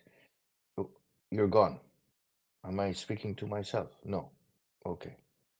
Um, so there is a shift, and that is because more people have more money, and as you said, more people are into watches than they were before 15, 20 years ago, 25 years ago when I started. So there is that, and there is the social media and so forth. For instance, a few years ago, we wouldn't be talking about watches on YouTube, and you wouldn't have people making wise or stupid predictions about what model is going to be discontinued. I mean, it's okay, it's fine. People, this is how they make some money, this is how they attract attention, and with some deductive logic, they come up with a prediction. But I love it. I love how people can be really wrong, but also how people can listen to other people being really wrong because they don't know. But it's interesting. I mean, what we're doing now, I wouldn't have had the opportunity to do it um, in the early 2000s when I started in the watch industry. Yeah, I mean, it's, you know, there were there were some forums which were quite exclusive, in the way that it was very highbrow, um, catered to and attracted a certain kind of collector, limited number of participants at any rate. They had rules uh, that would be incomprehensible to most collectors who live online these days. Like, for example, discussing prices on these forums was anathema. Whereas Hmm. nowadays on Instagram, everything you post is assumed to be on sale, unless you indicate otherwise. And even when you indicate otherwise, one thing I realized now that my Instagram account grew a little more, um, half of the direct messages that I get, half of the private messages that I get are, how much? Is this for sale? Can you ship to? Like, without reading the caption that I write. Like, it's very specific in the caption. I say, this is something I saw here and there, on this friend's wrist, in Hmm. this collector's collection, or in this particular auction preview, or whatever. But the number one message I always get is, how much? How much? You Uh, know, so it's a very different kind of culture today that surrounds watches, for you're sure. right. You're right. And then I will give you another example. Back in the 2000s, let's say 2010, 15, which was um, a period of dryness, let's say 2008, in those days, right? The pre-COVID days, but pre-frenzy days. Yeah, Um, First of all, talking about an expensive watch was something, let's say a precious metal watch was not part of the everyday discussion of collectors. The discussion about day dates and um, two-tone watches, even the two-tone watch was a bit of a overstatement. I know. I used to get a lot of flack for it. For my Exactly. root beer. It's like people would shit on me endlessly for wearing a two-tone watch. And exactly. And people today, over the last several years, when they talk about day date, it's like when we used to talk about a steel submariner. The price appetite for this generation has changed enormously. Hmm. And you remember it was in your show when I said that Rolex is going to have a very clear strategy how they're going to make money. And they will Yes. push definitely for the heavy pieces. And this is what they have succeeded. This is an intentional policy. This is the beauty of marketing. People don't understand that whilst they're talking about the day date, and now they're not talking just about the day date, but they're talking about um, rubies and diamonds and all of that. This was not part of the mainstream discourse in the 2000s, and it has shifted, all because of marketing. Less so appetite, but more marketing. People are buying day dates like crazy. I mean, not today, but over the last 3, 4 years. Yeah. And I will tell you that one of the structural shifts is that Rolex is producing a lot of precious metals and they're pushing. In fact, over the last 6 months, they have been pushing far more precious than steel. And that's of course that's something specific and very insightful that you shared on this platform on Rolex specifically, that there is a very intentional push towards two-tone or bimetal pieces, towards precious metal pieces. But of course, that reflects also more broadly on the industry. And of course, that's no surprise because Rolex is a third of the industry, anyways, um, of what they call in these reports that we pour over together premiumization, right? The number of mechanical watches that the Swiss export over the years has not changed dramatically.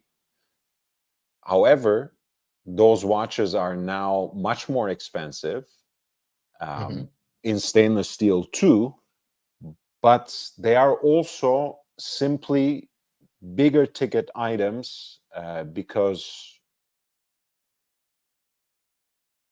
a lot of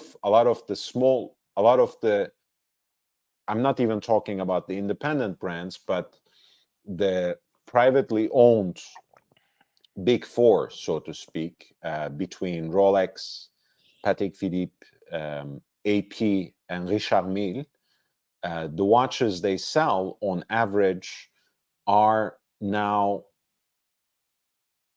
25,000 almost, right? When you look at Patek, uh, AP, and Richard Mille, if exclusively, that number might be on average much, much higher.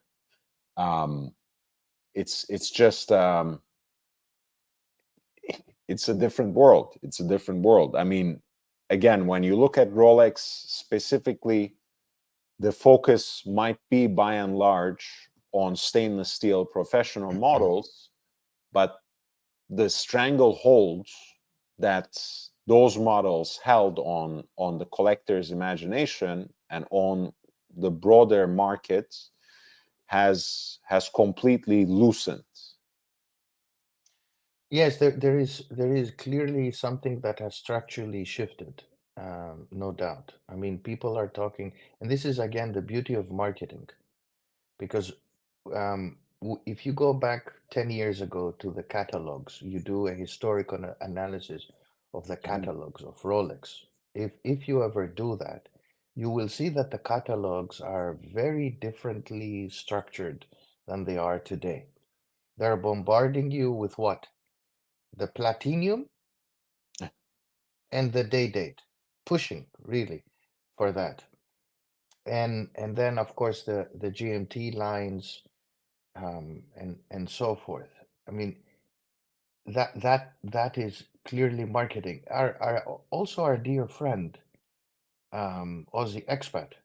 You know, Yeah. I'm What using him about as him? I'm using him as a good example. I'm not making fun of him, of course. But Why look, not? look. Well, Please make fun of him. We okay, like that. okay. Well, he gets free promotion and advertisement. Um, look at him. He's in his early 40s, and never in my lifetime, I'm a little bit older than you guys, did we see in their early 40s somebody with the collection he has going for wanting to buy a platinum Daytona, right? The fact that somebody like him, who is affluent, I mean, no doubt, is aspiring to get a platinum Daytona is a structural shift in the way we see the watch market, particularly Rolex. Absolute. And how quickly and exponentially things change, right? Because 10 years ago, we were talking about the collector as a new species, basically, right? We were just coming to terms with the fact that with this new awareness of mechanical watches and a kind of return to wearing wristwatches, people had collections at any segment of the market, right? You know, dozens of Seikos, dozens of budget watches, umpteen number of Rolexes. That was, you know, like even half a dozen Rolexes. That was unseen in the generation of our parents. Don't, I mean, forget about, you know, going to two, three, four generations back. Most most of our parents' generation, um, granted, you know, professor, and I say this out of respect, you could have been my father as well. Mm. Um, Yes, if so I in was in your active sexually at an early stage, yes, and found the right in woman. in that goes to say, in that generation, it was a one watch thing. You would have You're right. one good watch, maybe two, like, you know, something that you would wear every day and something that you would wear in more important occasions, maybe more special occasions. You're Two at absolutely most. right. Very Two at correct. most. That's the end of it. And with my generation, it became a thing to have a constellation of watches rather than one or two. And now we are talking about these mega collections, you know, like people like Aussie expat who have the entire, um, you know, Rolex catalog, or uh, Correct. people who only collect At, independent brands that sell for, you know, watches at six figures a pop minimum. and at his age, by the way, Yeah, same. at Yeah. his age, you know, there is a shift in the way money has been created, appetites have been created.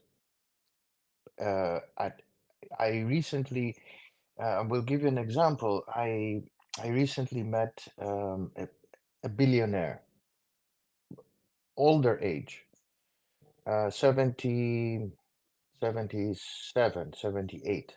Hmm. And we spoke about his watch. I asked him, and he was wearing a very old 1976, very old 76, 77 Submariner, 5-1, whatever, right? And and and I asked him, "Oh, are you a collector?" We talked about, of course, business, and the substance of the meeting was other things. But then we got to watches, and he had his daughter with him, very, very powerful person, you know, in the billions. He said to me, I got this watch in 77. I had another one. I lost it. And I got this one. I only have one watch. And then I looked at his daughter and I said, "Oh, that's a nice watch." She was wearing a Rolex. She did. "Yes, my father got it when I graduated university." Okay. And the daughter is about 45. Dad is 77, 78. These guys can buy, Tudor, the entirety of Tudor, with their wealth, and so forth. But clearly, it's the opposite of what you described. There is an element of instant gratification. There is an Yeah. element of me too. I want to own it. I want to have it. And I've seen people who have watches who have, over the last 15 years, accumulated watches. But over the last 5 years, they have accumulated more watches, whilst their wealth has declined, than what they have done in the previous era, 10, 15 years ago, when they had more wealth and fewer watches. Yeah. You see what I mean? So this is the power Guilty, of marketing and guilty as charged, groupthink. by the way. I I'm the same Yeah, way. So I'm self-critiquing as well when I agree with you, for sure.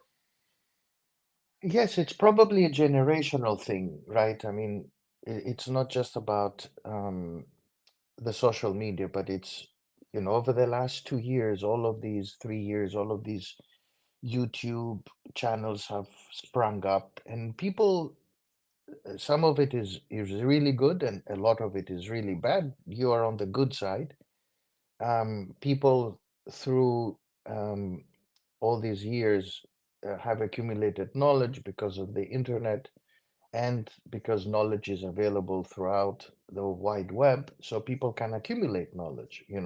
15 years ago, you didn't have this accumulation of knowledge. What is different today is that there is severely high groupthink. Everybody talks about, is the Pepsi going to be discontinued? Is this going to be continued? Is this, I mean, okay, great. What's in it for them? Oh, okay, maybe they have a Pepsi or two, and the price could go from $23,000 in the gray market to 27. Fantastic. If they buy crypto, they'll make more money than pontificating if the Pepsi is going to be discontinued. Sure, but like you said, group thing is important. Uh, Habits are important, right? Like you said, you know, a lot of this is mimetic desire. I don't know if you have explored this concept at all. Um, the French philosopher René Girard wrote extensively about it, but very simply, we want things that are wanted and desired by others. So a lot of people ended up in this space. Um, and the way they approach the watches themselves is not too different from the way they approach the medium. So everyone has to have a channel, everyone has to have a live stream. Of course, 99% of the people in that space know absolutely nothing about watches, um, have no desire to learn.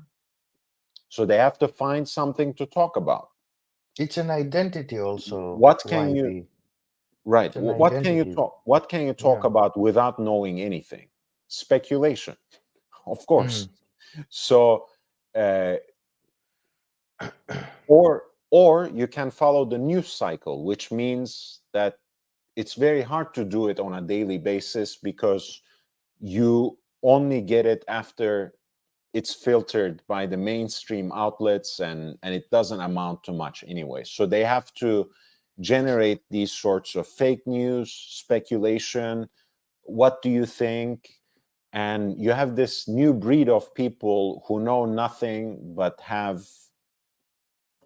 a whole smorgasbord of opinions about everything.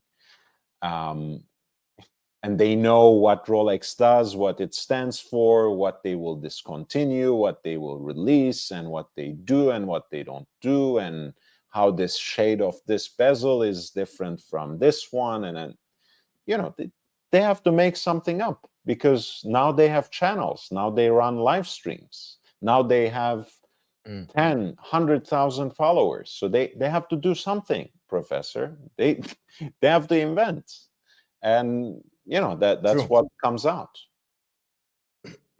True. True. I mean, there is a lot of misinformation, unfortunately, but so what? I mean, most of the world is misinformed about many things. Unfortunately, not knowledge is uh, having uh, something to say is perceived as truth, and knowledge is unappreciated as a fact. It's just knowledge in general. I'm knowledgeable about, you know, you're knowledgeable about the watch industry versus the other guy. Mm. Anyway, I mean, aside from this, I do think that there is there is this wide structural shift, and to conclude this, I don't think it's going to go back to the old days of the watch becoming a gadget. I do think that in their 20s and 30s, they have a captive market, which is Mm. different than what it was pre 2016, 15. No, you're right. You're right. I mean, in the sense that, you know, I was joking around with a couple of friends last year, for example, when I dug up uh, an a news piece from around 2013, and they were talking about Alain Delon's Royal Oak Jumbo. Reference 5402. It wasn't accompanied by any documents, but it didn't have the A series dial, which you can find in later series as well, with the AP logo at 6 o'clock, etc. So it was either a service dial or a later example, but at that time, it broke the absolute record for uh, for a Royal Oak ever sold publicly.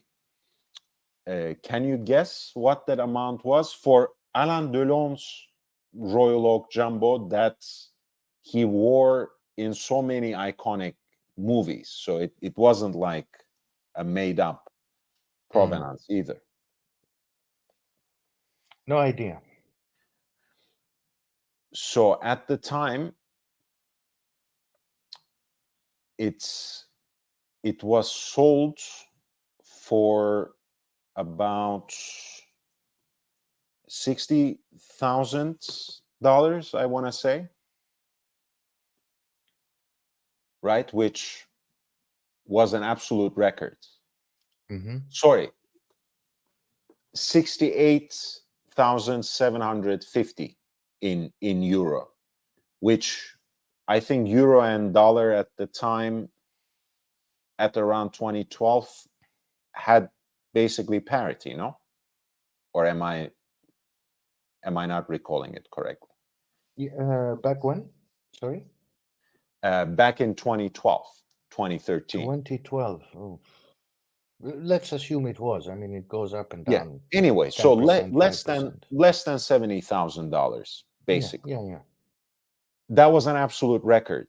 Nowadays, 70,000 is basically what you would pay for any version of the 5402. And you would have gotten a decent enough deal, actually. So things have changed enormously. And it's not going to go back where you can find an Audemars Piguet watch way under retail when it's an iconic model like the Royal Oak, when it's presumably one of its most desirable iterations. That doesn't mean the deals have disappeared. That doesn't mean there aren't so many watches out there that you can get for way under retail still, and there always will be. But certain iconic models, according to what we have described at the very beginning of this conversation, because there's just historically outsized demand now, are going to command a sizable premium. Um, and it is what it is. It's the new normal, so to speak. It's a new reality that collectors from earlier generations, earlier eras, have to somehow contend with.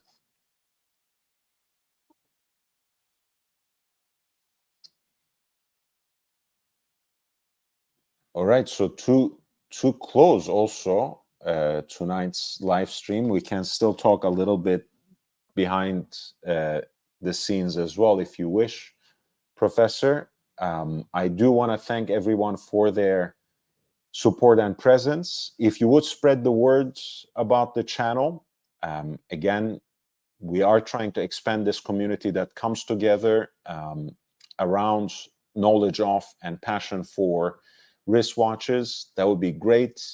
share the link, follow me on Instagram. You know, these things kind of take off virally, as you know. So anything you do in terms of sharing one of my posts on Instagram or one of the videos, one of the shorter videos on YouTube would help immensely. If you want to contribute more and in different ways, the links are provided in the video description, and YouTube already offers plenty of options. Of course, you can send super stickers and super chats during the live streams. When you leave comments, which helps pushing the video further with the algorithm, of course, you can leave super thanks as well. That is always an option.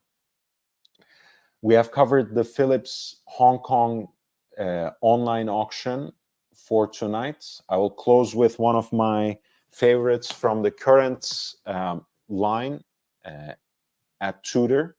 There's less than half hour to go now. This is lot 8120 for the Tudor Black Bay 58 bronze. I like this model for a number of reasons. One, the 369 dial that harkens back to some of the 60s submariners that were presumably, supposedly made for military purposes initially, but also sold in very limited numbers in the civilian market as well. Of course, the bronze material for divers in the way that it perhaps resonates with, bronze diving equipment, parts of ships, etc., is very meaningful. Of course, the way it ages and oxidizes, that's very unique and very much shaped by the owner's wearing experience. This particular piece comes both on a matching bracelet as well as an additional canvas strap. The lot itself is in a perfect condition, almost barely used or worn, with the full set of its accessories. And it's a very interesting price too. Again, 24 minutes to go. Lot 8120, which is a full set of Tudor Black Bay bronze. The bidding currently stands at 16,000 in Hong Kong dollars, and that's a little over, a smidgen over 2,000 US dollars. And again, even with the buyer's premium and all sorts of other fees, that ends up looking like a good deal if the price stands in that mark, because as you guys know, this piece is a boutique exclusive for Tudor, and it's currently being sold at around almost 5,000 US dollars, 4,875 in US dollars before tax. So that will be the last watch that I will share today. Please feel free to hit the like button if you haven't done already. That helps quite a bit.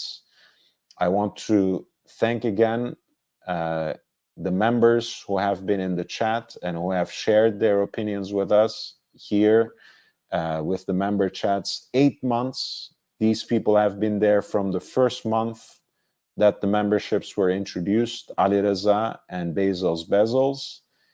Jake Brooks, who is also a member, generously contributed with a super chat. Ali Reza also contributed with a super chat. Bezos, and Dexterious with 2 super chats as well. Thank you so much, guys.